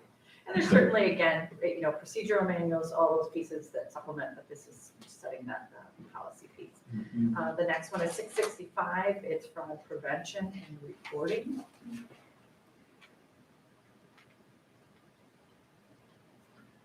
So I like this one as well. And I think you touched on this earlier, Andy. To me, when I look at this through the lens of the private sector, these look like all great policies and procedures that accounting firms love to see on the books in the organization being audited. And I like it. I mean, I think it's good. that is a driving factor here. And Sure. that is my notes from last week, and you referenced policies and procedures, and that's the piece that is making sure that after this is accepted, however that language is in final form, just making sure that we have that supporting expectation of our internal use. To put it into effect Yeah. on a day-to-day basis. Yeah. No, I thought this was good. Can I go back to cash management just for a second? Sure. And I don't know that this necessarily goes into policy, but Andy, as long as you hear more from a standards and perspective and such, I'm thinking about when my girls were in athletics and we were doing concessions. It's the end of the night, you gotta go tally up your take. And we would go in the concession stand, and we made it our own practice that my wife and I were not the two counting. It had to be two individual people, but should that be specified here, or where would that appear? That would be that practice that I just referenced. Procedural manual. Procedure man, okay. And then when you're talking about those, there should be an element of training and expectation there. Thank you. That's right, as long as you're on, going back, I'd like to, one last point on fraud prevention and reporting, one suggestion. So we have the clause in here that says, let's see, the school board also encourages any other person who has knowledge of or suspects fraud to report the relevant circumstances to the Director of Business Services, and that makes sense. Would it make sense, though, to put an or in there? Because what happens if, sorry, Andy, it's the, hey, hey, Andy's doing something that I'm not exactly sure is correct. We do have that in some other policies that I'd referenced, so that's not inappropriate. Just as an alternative. Sorry, Mr. Chairman, I'm No, We're this skipping is- around. This is good. These policies only get longer from here, so. Got that going for us. We are on page 22 of 70, so. I know. I'm not gonna get through as much as I You know, wanted to. they don't tonight, look at it that way, they didn't know that. but That's all right. All right, so, anything else from prevention and reporting? It's good. 671.2, it was, previously it had a .21, so it's giving correct number, updating the language, expect reimbursement. Again, this is the policy level, there's certainly procedural manuals.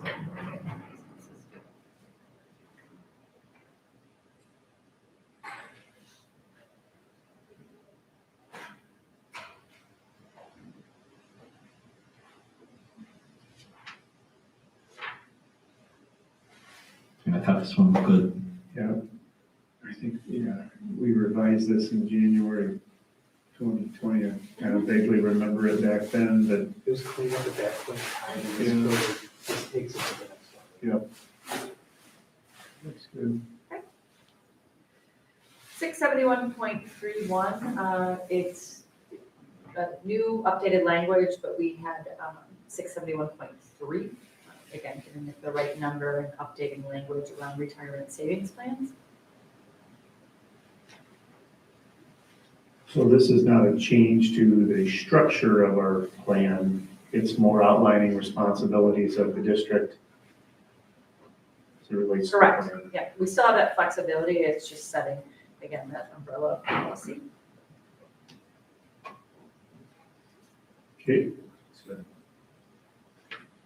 671.5, it's a new policy, it's not required, it's just new to address pandemic-like situations. It was also authorized from DPI, and it was around federal grants and, employee compensation and the expectation to continue that through federal grants. So it was authorized to continue to do so, but it was just something new due to pandemic. Trying to bring it to the forefront for everyone.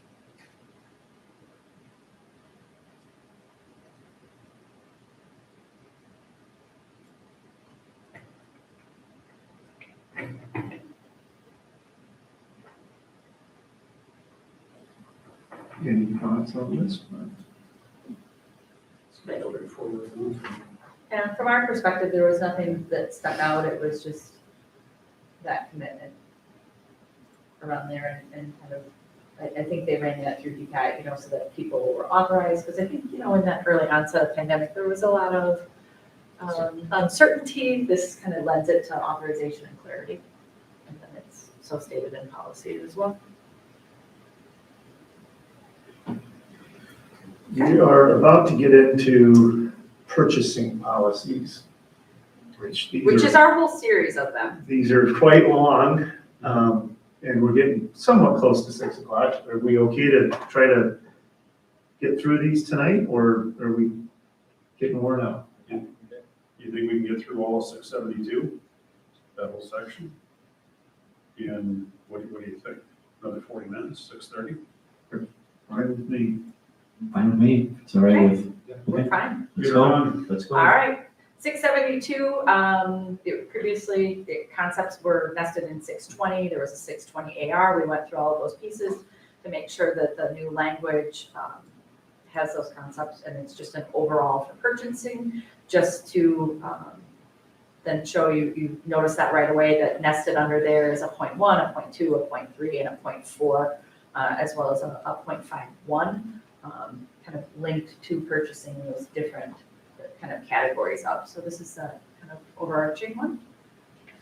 Do you want us to talk about some of these dollar amounts Yep, as it we gets do. close to the bottom? In the dollar amounts, almost like a circular reference in a spreadsheet, they're in this policy, and then they're also referenced in the subsequent, like in the next policy, 672.1, which is procurement. So we start taking a look at what are the thresholds. Yeah. And some of it's driven by federal, so then I've recommended $10,000. Right now we're at 5. There's then a window between 10,000 and 250,000, and then a 250,000 plus. So those are part of others, which is why they were left blank at this point in time, because they all kind of go together. Okay. I have some just kind of overarching questions, and I get asked this sometimes. So last night we approved a $100,000 bathroom remodel at McLean. I don't know if that was the exact dollar amount, but it was close. So we approved that in Dave's capital budget last night as part of an overall $1.7 million capital project. Now, when he is doing that $100,000 project at McLean, number one, is he required to go out to bid on the toilets and sinks? Number two, is he required to bring that bid to the board for approval on toilets and sinks?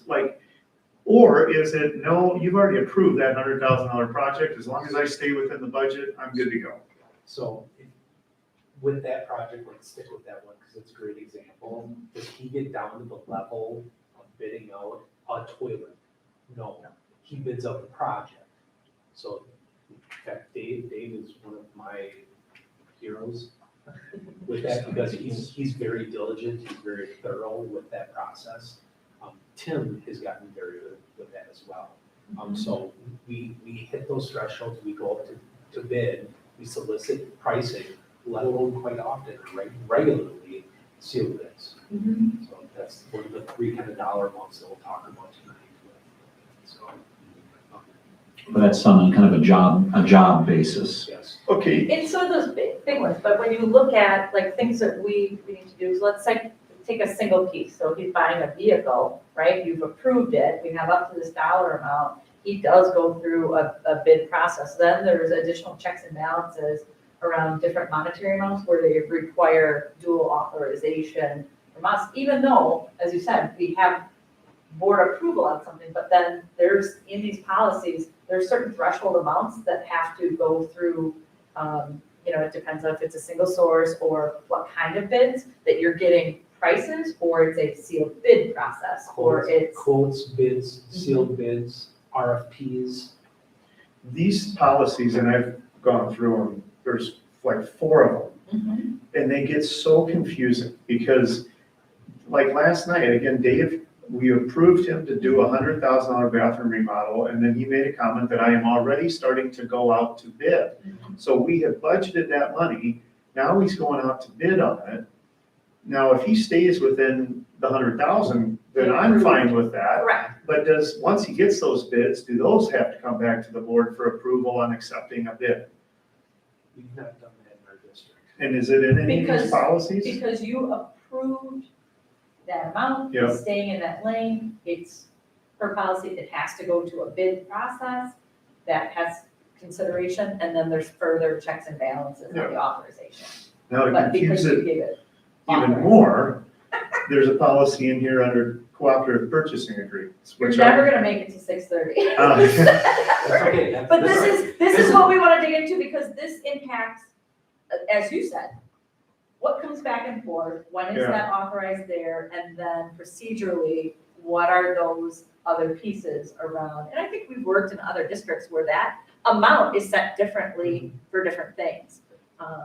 And we'd have some recommendations around, like, okay, when it trips into X amount, this is what we would recommend. Because like you said, you don't wanna hamstring anything, but that's why we bring things like the technology and capital improvements to get your authorization from the get-go, so we can start the work and start internally authorizing payments as well. So under 672D, it says any procurement in excess of, insert dollar amount here, that is obtained through competitive bidding. It is obtained through competitive bid or through a competitive proposal. RFP.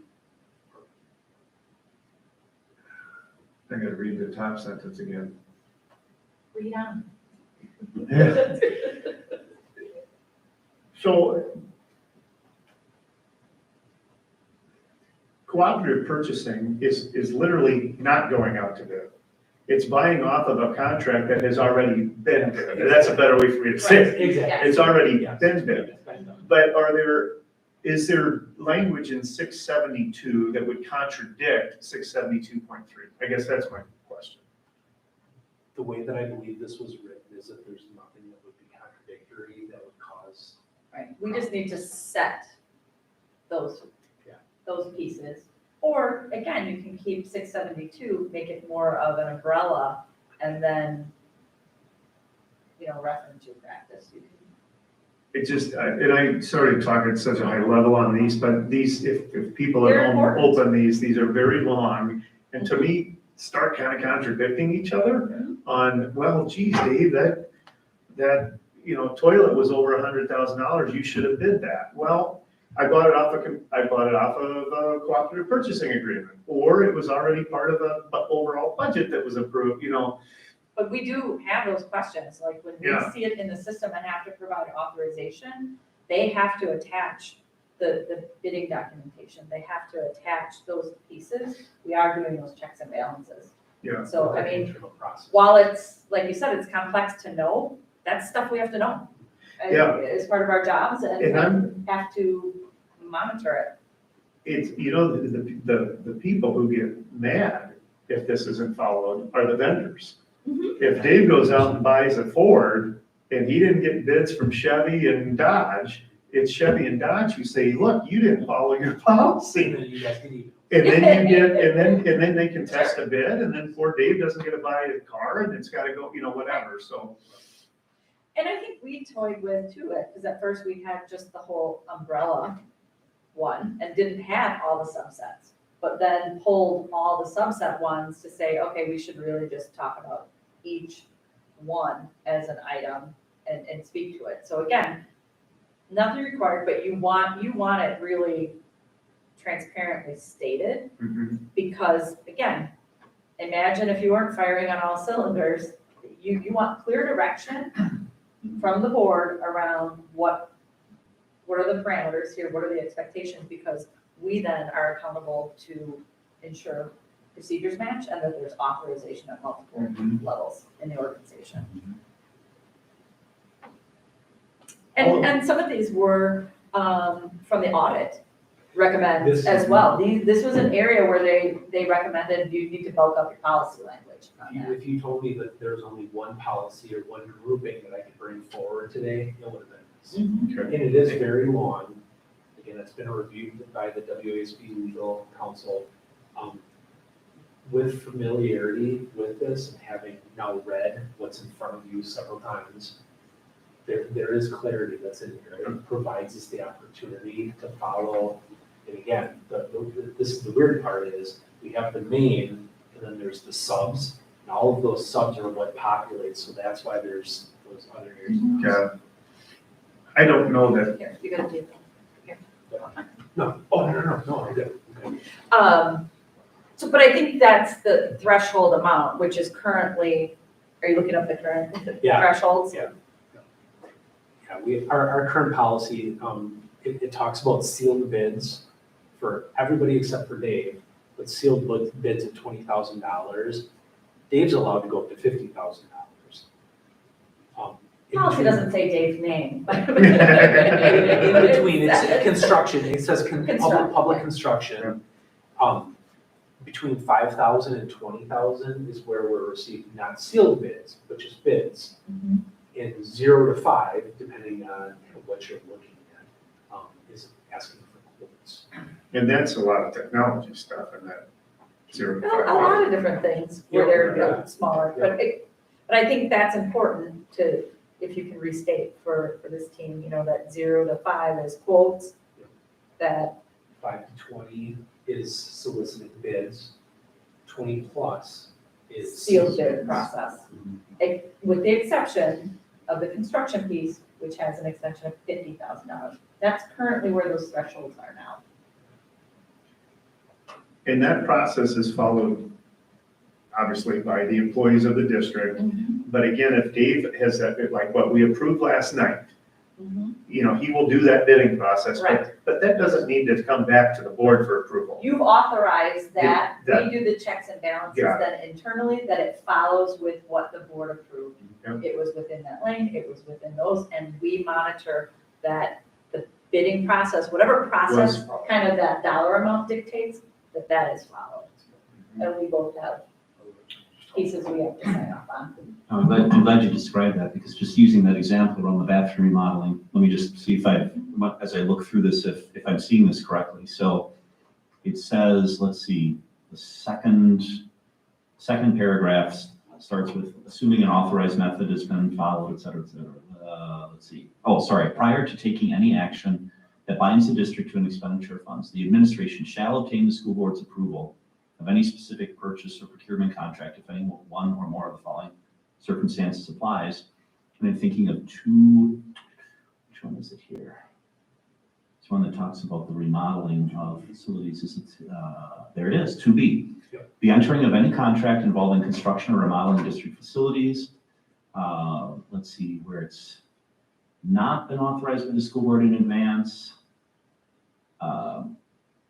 Or let's take C, skip B.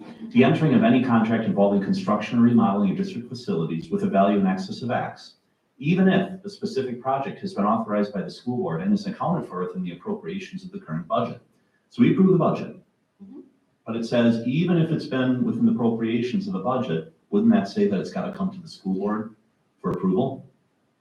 That's where you'd set the amount that is The limit. different than, right now we're operating under those pieces, but this is a new piece of language where you're saying, okay, there's this other threshold that we'd like to consider. That's if So all of that's a the- sudden, like, I can't go take on $250,000 and go, well, I approved it in this and I reorganized some pieces, so, the intent was good, but.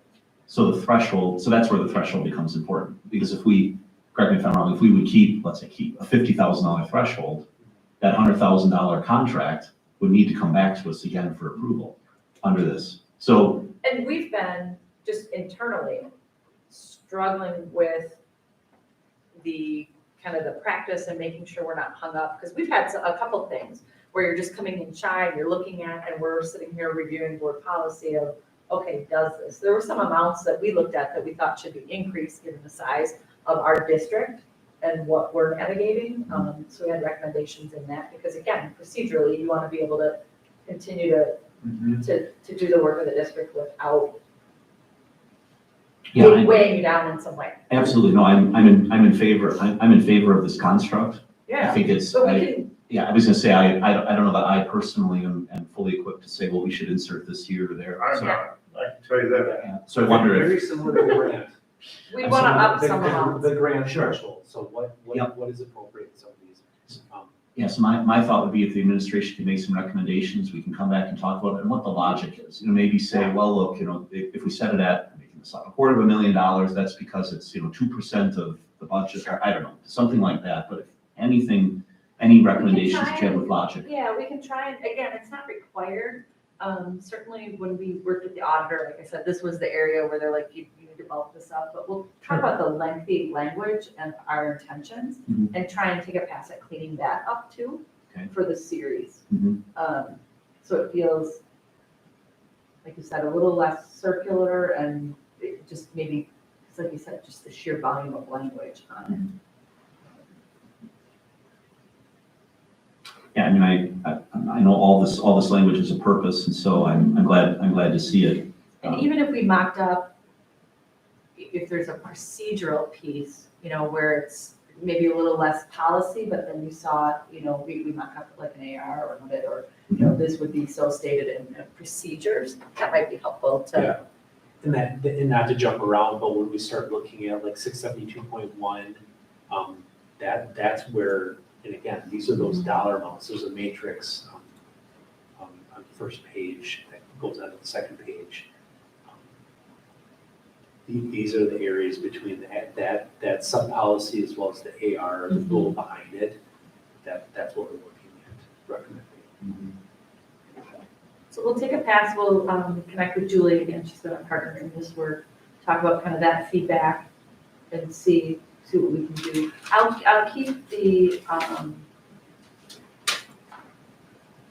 keep this original, even though it's not adopted or anything, but just so you can see it in the context of markup, so you can see where we were typing in the Y as part of that conversation. So if you have an original version and a markup version. Yeah, exactly. I would include 672.4 in 672.2 or 672. Sure. That's Try and just get rid of just to get rid one of and it. nested it. Not to get rid of it, I'd like the concept. Incorporate of it, I should say. How about that? Thank you. Yep, yep. All right, Joel, can you say that one more time, please? 672.4 talks about local purchasing. Yep. I would incorporate that into either 672 or 672.2. I don't think it has to be a standalone. and that's fine.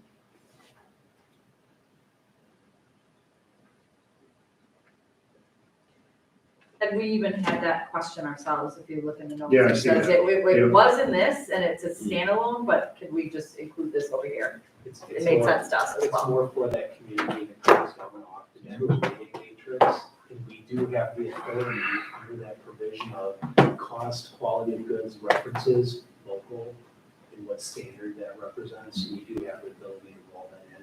Whether it's there or not, if it's in another policy, it is nice just for our community, because when we come up with a big construction project, whatever, that even under Dave's, I know that there is that local component that he values. Absolutely. Just as a point of clarification on that, local purchasing, factor number 5, which I agree with, business maintains an office in the district boundary, employs at least one full-time employee. Is the intent employs at least one full-time employee from that office? This was language that we had in the past, so it was just interesting. I think as Andy was saying, it was just the intent to try and go local, but You could probably get rid of. I don't know the it in that history of In that Yes. office, that's what I would recommend, or striking it as business just has to maintain an office in the boundary period, or I think Joel, you were talking about, do we get rid of it entirely? Yeah, what defines local, I mean, are we saying it has to be the city of West Bend? Is it Washington County? Is it Southeast Wisconsin? I think the easiest boundary might be The school district? boundary. The The district I boundary. I have the same question. I like that clause that clarified it for me.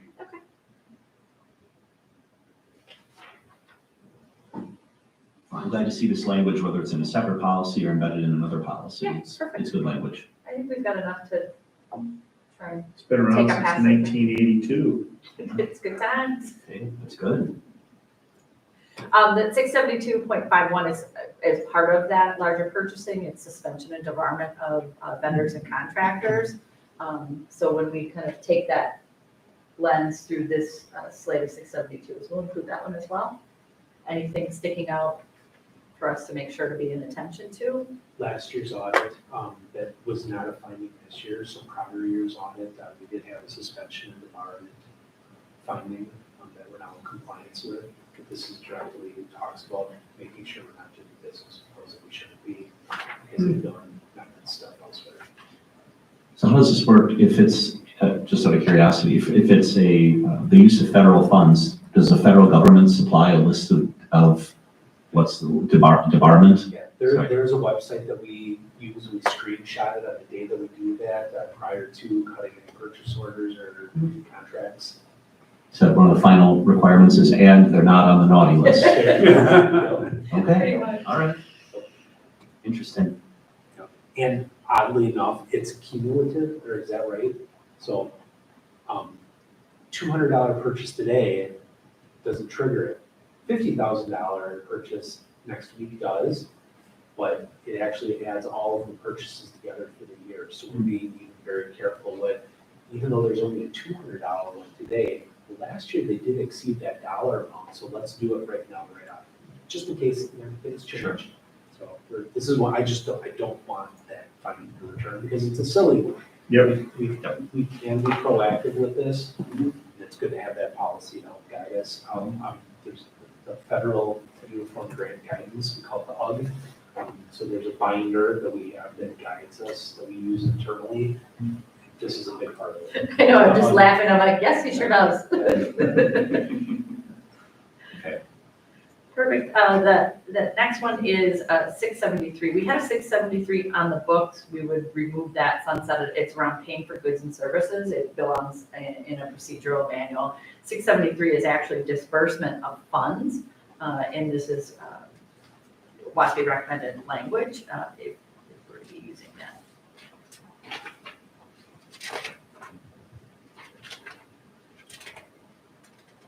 Sounds like good cash handling procedures to me.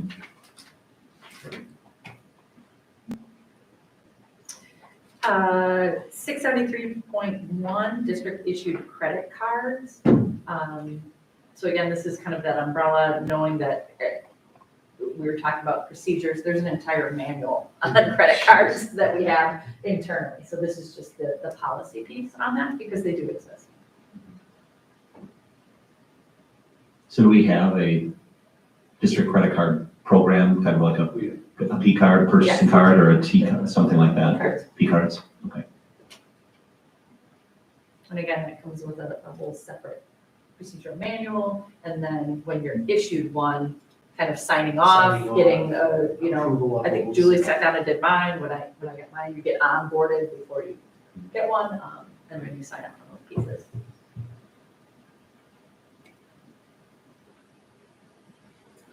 Uh, 683 was around asset management.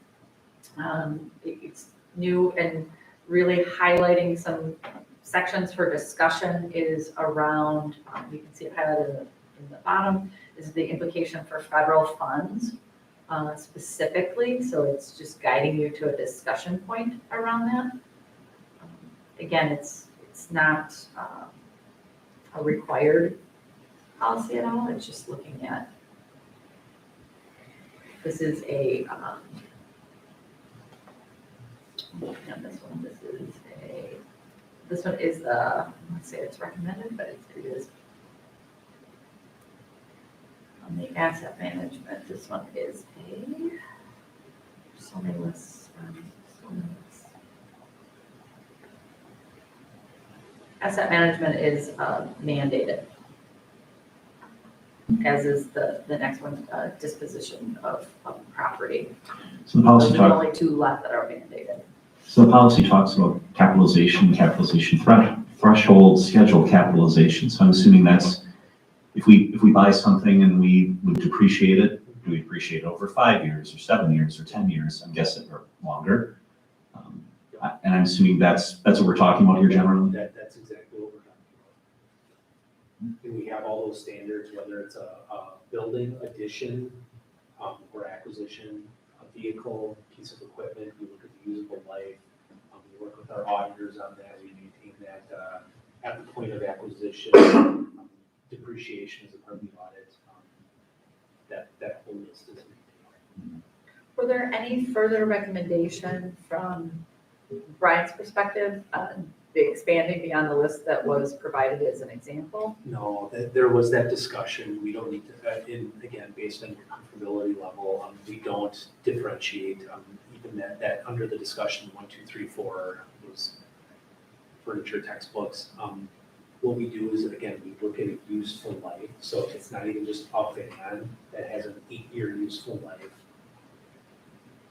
There are other items, so we look at something like a piece of furniture or a set, and we had this discussion come up as well with what do resources, actual tangible resources, or even for that matter, electronic resources, what's the usable life, what do we have as a part of that, even with the disposal of those. So there wasn't anything further, but just making sure that, again, internally, as part of the practice or the policy, the procedure manual, just making sure that who has access to handle those and dispose of them, who's determining the useful life, or that something is beyond that, it's not usable anymore, that it's somebody in an authoritative position.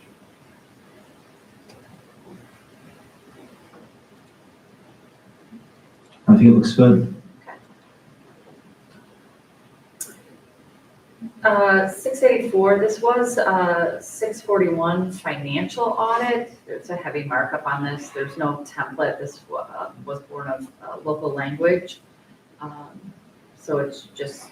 This one, I would assume, falls under a state statute. You've got them listed here. Is this not a required? I mean, you got to do this anyway. It's a state statute that says we have to do it, and that'll. It's not required or recommended. Because we And start WASB this one doesn't with even create a pursuant template. to Wisconsin state That's statute. the old language. Right, and that's what we were saying, like this, and again, so we're just showing, like, we had this on the books, it was local Yeah. language, we certainly have to do this. So, I'm fine keeping it. We will be in compliance with this. We will have. Might as well keep it. If it's been on the books since 2009 and auditors may like to see it, but it's certainly not a requirement to have this. It's a state law. right, Yeah, and we do that publicly, but it's, you know, if someone were looking and saying, Yep. no, we actually are audited, we put the audit to make it publicly available, and Yeah. like you said, there's no harm, because it's a law that we follow. So, it's a harmless to have it. And then that last one, that is a mandated piece, it's around disposition, disposal of school property. And just That's looking at the that. piece that I like about it. It says we're gonna bring it forward for public discussion, awareness, just that transparency piece that we're not hiding anything. So that's what, in not just the audit that it's a requirement, but that we're gonna share it. Yeah. That's what's important. Mhm. So. The last one is, we do this at our annual meeting, right? Correct, and we talked about that, because you have the interplay of, it's stated in the annual meeting that you affirm that as well, and we talked about making that link, because some do and some don't bring that language forward at the annual meeting, but Why do we do that every year? you don't have to. You don't have to do it, The because you can put it, resolution- there's a whole resolution about disposition of Disposition property. of It's property. one of those pieces, you can put something in play and keep it there, Oh. but then there's, What's the, if it were a requirement, what's it trying to prevent? That, oh gee, we're selling off millions of dollars of school assets for $10? I mean, is that right, that the disposition is being done in a reasonable fashion and for a reasonable price? And so it's that level of oversight, I mean, that's the main objective? and we talk about too, like I said, because you can, much like the kind of setting the date, you can set a resolution and have that, but again, you're guided by policy, you have a policy, you follow the policy that's there. So it doesn't make it necessary, we would just need to monitor that you weren't creating two different pieces Yes. for yourself. So, you know, it's almost like, you're either affirming this annually, that we're not gonna do that, through the resolution, but you wouldn't use that method to set up two competing amounts. Did you say this is mandated?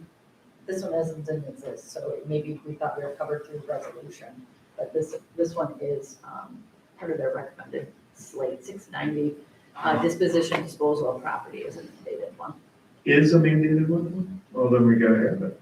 Right. I think it's just whether or not we talk about it as a separate resolution annually, if you have a policy. If we adopt this as policy, I suggest we don't even do it as a resolution in the future. That's possible, and what we would do is disclose at this next annual meeting, which will probably be in September, but that's sunsetted and this policy is not. I agree. Just like we did, remember when we changed the date, we did that through policy, and then in there we said at this meeting, we, did that, and kind of made that really clear. So, So just out of curiosity, the fair market value of $5,000, which is kind of coded into here, I'm not opposed to that, but is that a dollar amount that's by statute, generally, it's just generally recommended? That had been extra dollars. the previous $5,000 federally acknowledged dollar amount where something becomes depreciable. Okay. We'll go with that. That feels good. So that coincided, if we ended up changing our 672 series, that dollar amount is now recommended to go, that's the old federal, the new federal is $10,000. Maybe we change this to coincide with that, but that's. Yeah, But I'm again, not- you buy something for $10,000, it's now 8 years old and has a value of $852. We're gonna, it's done. It's gone. Yeah. We've depreciated it, they're gonna stick it out in Wisconsin surplus, because that's what we use. Any one of us can go out and bid on anything that we're selling as a district, whether we're in many municipalities and other school districts, university systems. But Yeah, because actually, I'm trying to remember the last time, as long as I served on the board, where any of this has come up. And I'm assuming what that means is, we talked about selling the truck. Yeah, I Well, was gonna say, Yeah. I don't know, like we didn't, but we talked about okay, getting rid of the dump truck. Dave didn't sell his truck yet. Right. No, I think he pulled it. was gonna say, I haven't hit the threshold to I think we come. were just loading yeah. snow into it today. Yeah. We looked at disposing a dump truck. Isn't this talking about? Oh, I'm sorry. Never mind. Read on. read on. Read on. The first paragraph is land and buildings, but the second Right. paragraph is items. Yes, Right. yeah, I was thinking the same thing, and then I read out. Did you want them to Right. consider, you just talked about, do you want them to consider looking at 10,000 in this policy? What, I mean, I think if that matches that federal amount, I mean, I think that's a good logical anchor, and so, it's just a memorable, sure, And then I think what we would do then is, because we have that resolution on the books from this last year, that we would live under that. Yep. And so kind of keep that 10,000 amount, like we could even say in policy, yeah, effective on this date. Yes. It goes to that Yeah, amount, future so that it's effective. aligned, because I would want us to stay under I what agree. that annual resolution was until then we formally sunset that and, talk about it in policy. good point, And then just put that in, so we have an effective date in there, good point. just like we did with the date adoption on that other. Okay. Does that work a little bit better? I know we Yeah, talked about the amount on yes. that. Yep. We're kind of reaching that 6:30 mark. It's a natural end to the 600s if you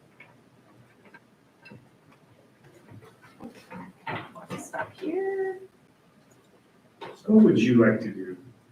I love policy. I agree that. How about you go to 800 for a second, which is a fake 800, so we can close out 600s. It was previously labeled 657 erroneously. It's sponsorship and public gifts to schools. So this really actually belongs in the 800 series. So that's cleaning that up. You were yawning during policy? Like, what? I for sure saw that. It's so calming. Paragraph 2, opening sentence, maintain control over the district, capital D. educational program. Gotcha. I wish they would just conform to our standards. Okay. I'll talk with them about that. Yeah, you may just want to do a find and replace, because in the Yeah. paragraph following, no employer I'll each of the write that. district, so it's kind of scattered throughout, but. I'll just easily make that adjustment. it's- Content-wise, Well, content-wise, it's, I looked at it and thought it was fine. So correct me if I'm wrong, this was a policy. It's just, it was just labeled. 657, and we've updated the language. So you had that, again, it's labeled wrong for its content, so we've been cleaning up that, but it is updated language based on WASB template.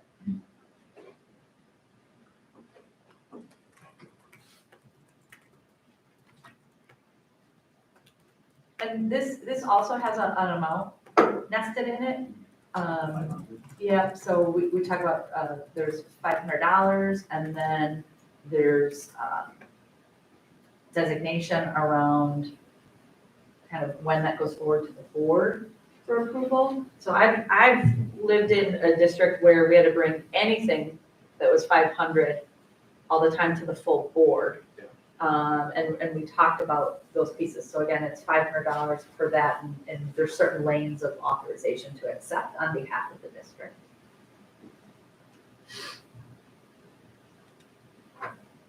I see it also specifically mentions facility naming rights have to require specific approval of the board, which makes Yeah, sense. this isn't, you can't buy into that. That's a whole separate policy when you get to that series. What did it say there? Name rights, Yeah. third paragraph. Oh. First line. The only thing we find hard that we've put in a case to board docs on is it doesn't have the line numbers, which Oh. when you're working with so many lines of policy, it's so quick and easy, but we did bring that up to the company. This has been slick tonight. Yeah. Yeah, I think it's worked. I think being able to do the markups and do those, again, I'll be able to easily make these changes so that we can see them based on our conversation. And I think easy to do, we'll still do kind of that little table of, here's every policy, here's the ones, fast track, here's removal, here's what they look like now, just so we got that, but I think it's really easy to navigate.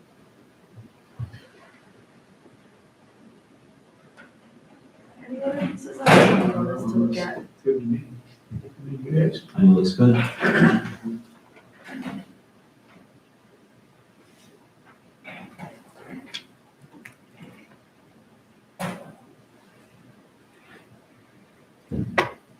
Donations is a separate policy.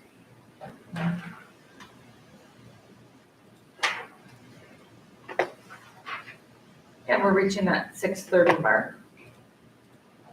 I just want to be respectful of your time. There's 11 policies and 700?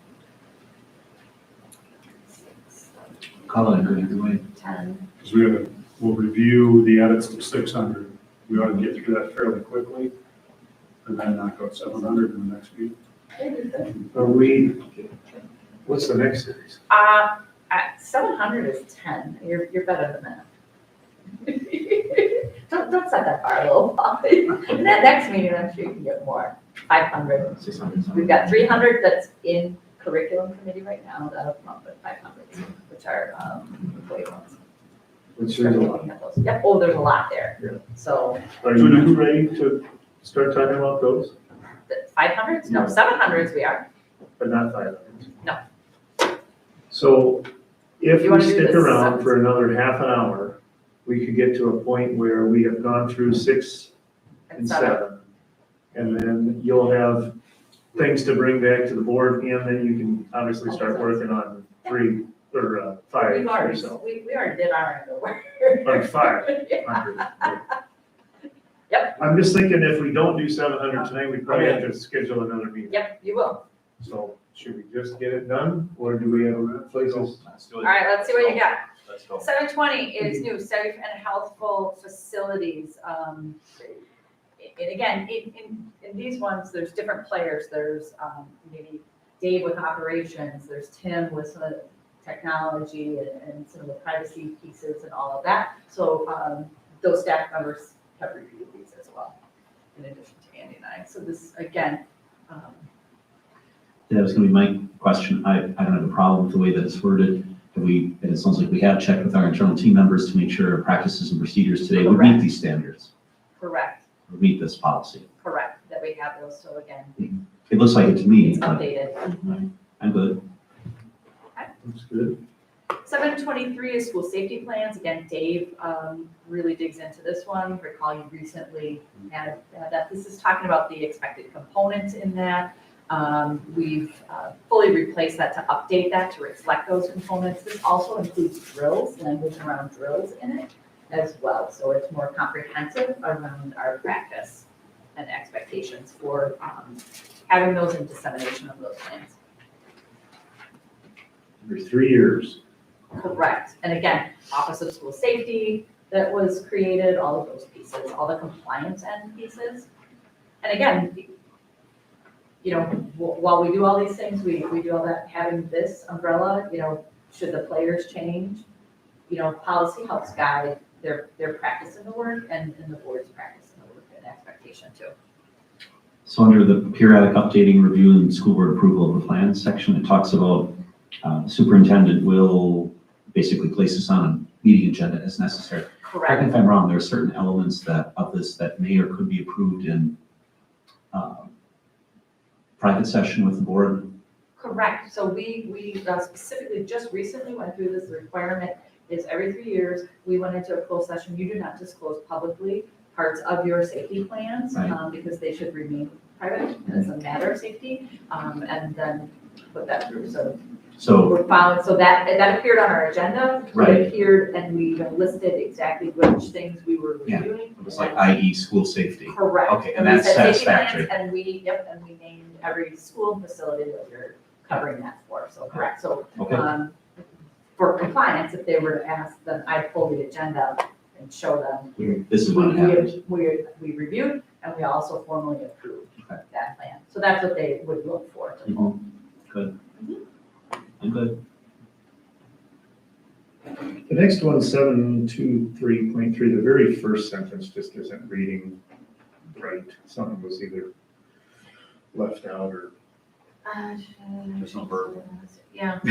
That's it. Yeah. One of those special word things. No, if we don't have a policy on this, then we were laughing, we already started the flurry of texts of like, how cold is it gonna be tonight? Do we need to get up early in the morning? Now, is this a snow day policy? This is around any kind of emergency school closure. You don't wanna close yourself in that it had to have snowed. It could be a pipe burst and I have to close a school. It could Well, be- Heat advisory or something of that Yeah, sort. Okay, I here, mean, I'm yeah, sorry. sometimes you do have those things, but, Super dense fog. yeah, but if you look at it, health or safety concerns, communicable diseases, threat of safety, I've got to close a school, it's, you know, I don't have Okay, so water, it's just, that kind of thing, it's just any kind of I closure. wasn't reading it that way because the first sentence got Yeah. butchered somehow. I Yeah, was reading this as health and safety.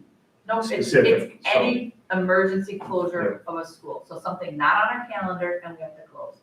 Whether, and I've had to deal with them in advance warnings, right, when we're monitoring snow and we're able to make that call, and we have a whole piece on our website around that for families, we do reminders of if this, then this. I've had to close schools midday, we've had water main breaks, Yeah. and when you can't run water, you gotta close up your school, so like this helps guide that.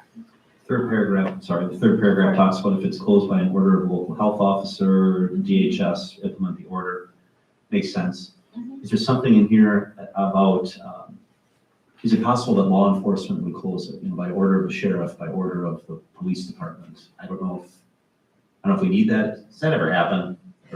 You know what, Do we need that? I think they would make that recommendation and we would do it. Okay, You know, if you want me to add some language around that, recommendation with, you know, in consultation with law enforcement to follow that. There's no harm in that, but there certainly are in cases where you've seen if people received a bomb threat. And yeah, so, Right. and that happens, so you're working in consultation with local law enforcement, you're assessing that piece, you're doing your due diligence, and they would say, close, and we would say, okay, and then I execute on the authority to close. Incredible. So, sentence 2, paragraph 2, sentence 1, examples of other blah, blah, blah, a credible threat to safety. Correct. So I Right. would If say I'm working that's in inclusive. consultation with them and they're saying that, then I have a credible threat and I close. So- Sure. I'm good. I think, Okay. I I think mean, we never have, I don't know, the police or sheriff would. No, the closest I could remember is, this was years ago, there was a really, really bad, so I'm talking about like 25 years ago. It was when I just started working for West Bend Mutual Insurance. The sheriff closed the roads because of a really bad snowstorm. Right. It's like, well, Then I'm closing due to inclement weather. Yeah. And transportation. Yeah. Hopefully before like we're in consultation and we're saying, I need to close school early or I need to call off school because it's unsafe for me to transport kids. I would have been calling that even before they had to do a massive shutdown. sure. Because you're working in conjunction with county services as far as plowing. You're assessing condition of the roads and you're working with your bus terminal and Tim Harder's my favorite, like you drive around at 3 AM and you assess the safety of the roads, so. Yeah, I'm rethinking my position. I think this language does cover it because, well, I'm rethinking my Don't position. read on. Don't read on. No, because I think we want to give latitude in this. Because if we came up with It's a list authorizing of me to 10, do what I gotta do in whatever circumstance, it's giving you some examples of what that circumstance might be. if you feel good about the language, I'm okay with it. That credible threat to safety covers I a have the lot. authority, I need to do what I need. I don't wanna give our new police chief the authority to close school. I- No. I am playing He's this got video for him. school-age kids, and if they I- pay him enough, then his dad would have the authority to close school. I'll, true. yeah, No, I'll, that's I'll a keep good my point. group in. Let's not give him that power. We'll leave that in the superintendent's discretion. I like that.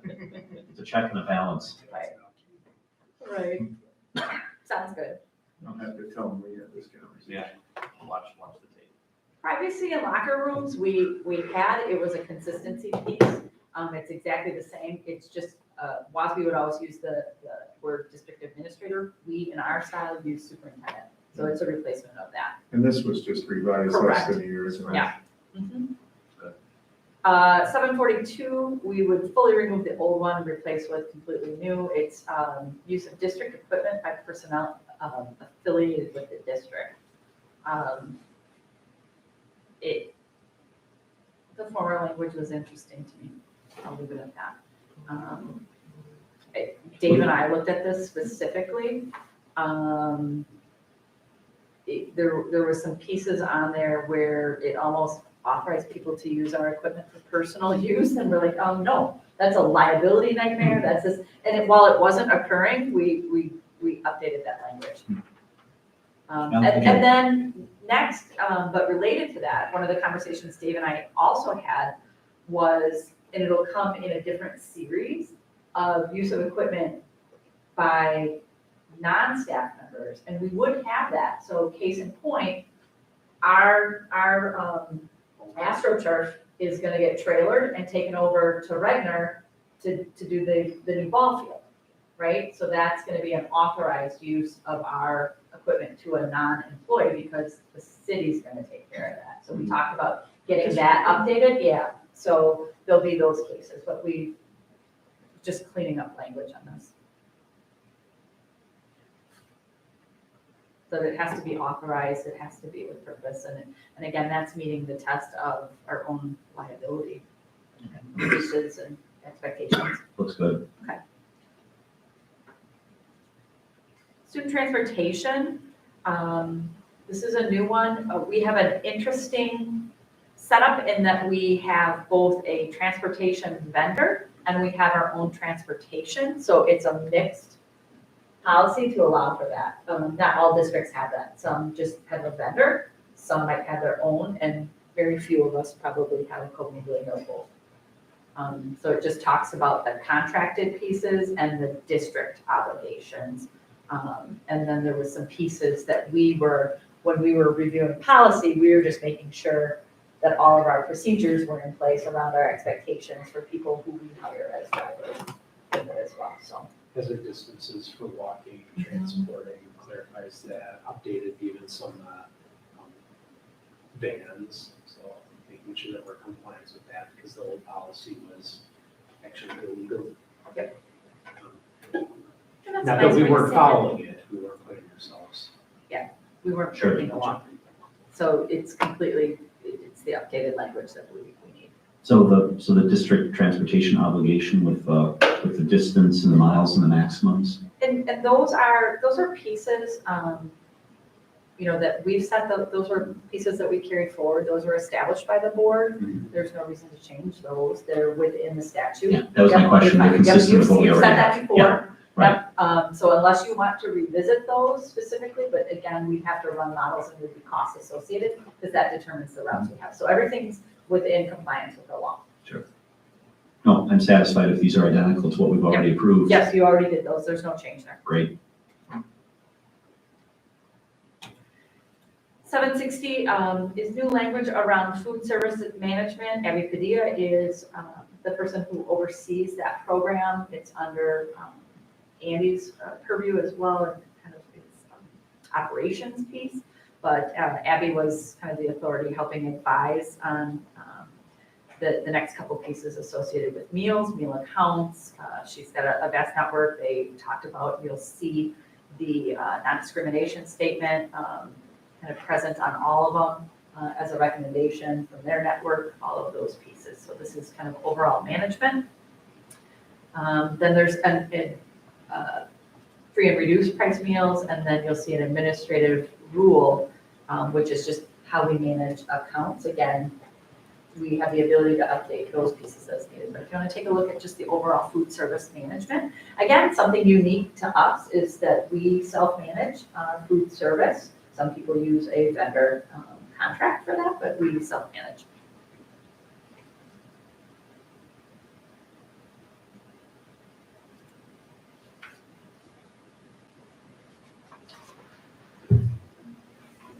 Is the administrative rule new?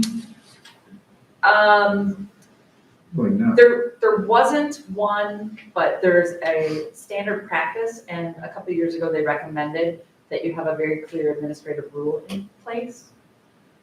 So all I did was pick up exactly the practice that Abby's had transparently on her website and that her team follows, and grab that. Anything around that overall 760 food services?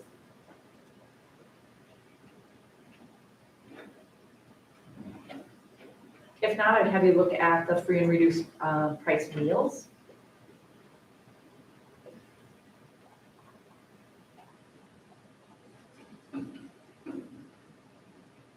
All of these look good to me. It's a lot of USDA language Right, and all that kind of stuff. Same thing with the 763.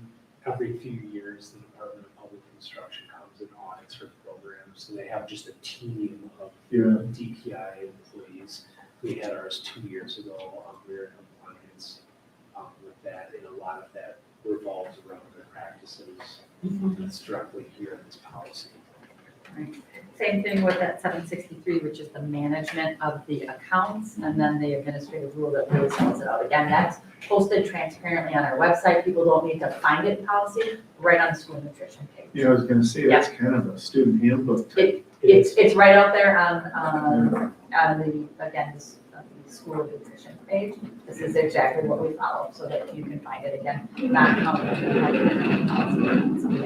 and again, having that information in administrative rule, should something change, there's some technical aspects there, we have the ability to change that and update that as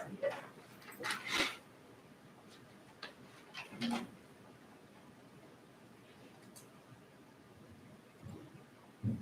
771 is the new language specifically around use of copyrighted materials.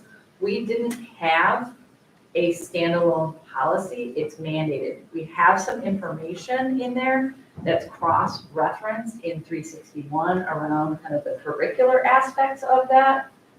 But again, Tim helped guide this one, just looking at that cross-section. And again, there's certainly laws and pieces that follow. There's, I think when we come on board in the district, there's a little thing kind of, hey, here's the rules around this, some guidance. But again, this is just a formal policy, really clearly stated around use of copyrighted materials versus having content nested inside somewhere else. And it wasn't as, The one wasn't bonus, as yeah, the one bonus is it clear. talks about every staff member versus the other one was really about the use of copyrighted materials in the classroom. right. So we know copyright extends further outside of just in their classroom and environment, so this covers all of them. And clearly, we don't want the district to be liable for someone duplicating materials. That's a violation of copyright, Or students. or students. So is there a copyright in the student section of policy? Sits under instructional. Instructional? Yeah. There's a technology use piece. Technology It kinda use gets piece that nested. references it in that, yeah. Yeah, it's nested in a couple spots.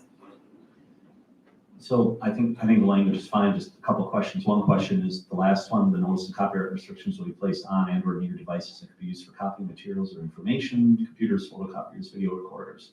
I like the idea. Let's just pause for a second, because I'm looking at a computer here and I don't see it on here. So We would define have what that is. We would have to define what that is. Because that's like and where that library goes. computers or, yeah, I would just encourage that. Shared computer, something along those lines. Sure. Yeah. So, We can look at that. Well, and Why don't we more easily just put it by photocopiers? I think a lot of it is used to go, I think if in college, there'd be the placard that literally would say, Yeah. do not use this for copying a book or whatever else. You're right, to that point, are we gonna mark 6,000 Chromebooks No. with a sticker for that Yeah. rule? Yeah.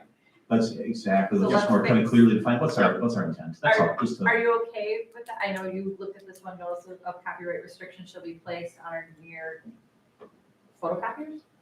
Is that what I think- that is? I even want to look at the language of other ways, like Joel asked, where else does it exist? How are we teaching our staff? That might be more important than placing a sticker or a placard near a piece of equipment. So around the kind of advisement Yes. of their kind of obligation for compliance? Okay, why don't we look at that? So either then we're spelling out more of the training component? Sure.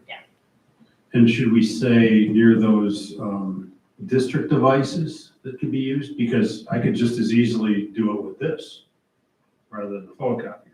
And Personal devices. I'm I thinking- think that's nested in the technology it's phase in your of all technology that, use so- case, but I'm also thinking about, we had policies that we edited earlier this year, last 21, that, made reference to Adobe Acrobat. Because in the vintage of when that was written, that was the standard, but things have shifted. So are we kind of time boxing ourselves with the examples provided here too? If we stick to that idea of teaching, doesn't matter if it's a personal device, a district device, or whomever's device it is, we're educating about that and setting those expectations and kind of future-proofing a little bit of that. I think it'd be great if we just explore the correct wording. Alternatively, I was also comfortable with, what if we just struck it? Yeah, not just strike, but also read through the lens of we had to deal with other people coming to look at materials and all of that Yeah, was that's happening. Question two. I didn't think about that. That's my question. Yeah, so looking at that, and what we did was put, in those cases, because people will come in and review curriculum oftentimes or materials, and we had a lot of dialogue around copyright. And what we did was right then and there, we placed a thing around, you're not allowed to do this and this because of copyright. And, and to ask if you had a question about something. And so people were respectful, and they're also generally monitored that's in a certain room, and usually there's, not necessarily someone might not be in the room, but there's a visual of blinds and we're kind of monitoring that piece too around that. Because again, you're inviting others, non-employees, non-students to view things. And again, that's their personal liability, but we did in those cases advise. We made sure that was right there by those materials. So something to think about too. Yeah. Okay. Well done. We have gotten through quite a few policies You today. did it. This many. That's great, and I appreciate all the work that the administration has put into bringing these to us tonight. I think we have probably 24 that'll be at our next board meeting. Yeah, we can bring those. I'll do the list, kind of what we've heard, those updates, and then I'll just send it back to look at so that we're on the same page of which ones are coming forward. Chris and I need to build those agendas, so we'll make sure that that's represented appropriately in the next agendas based on our conversation tonight. Perfect. Thank Do you. we have the next policy meeting date set? No, we need to do that. So Care to do that certainly now? can take take care of that outside the meeting, that's not on the agenda. Oh, You good said point. that, so you'll probably want to Good point. take care of your meeting. Are you ready with 500 series? Yeah, we can be. Yeah. I mean, I guess I'm just curious. Or you how know, much- or how much Yeah, I time? would say, do you want to bring these back to look at, and I share these pieces? Chris and I have clear direction for the next slate, so then we can set something a couple weeks out for 500. Okay, if it's a couple of weeks out, then we'll Yeah, schedule that here. Today's Tuesday. Yeah. Maybe by the end of the week, if yeah, that we works. send it. Yeah, I know that we've got kind of that shared calendar. I'll resurrect what those dates were, and everyone could maybe check their calendars again, Sure, because I know things change. Mhm. But I think we did a lot of great work to great work. get everyone, so I appreciate, luck. I Thank you, appreciate Teresa. your Thanks for setting this up. diligence. Very helpful tonight with the dialogues. No, appreciate it. Yeah. Anything else before the policy committee? If not, we stand adjourned. Right, Thank you. Thank you. thank you.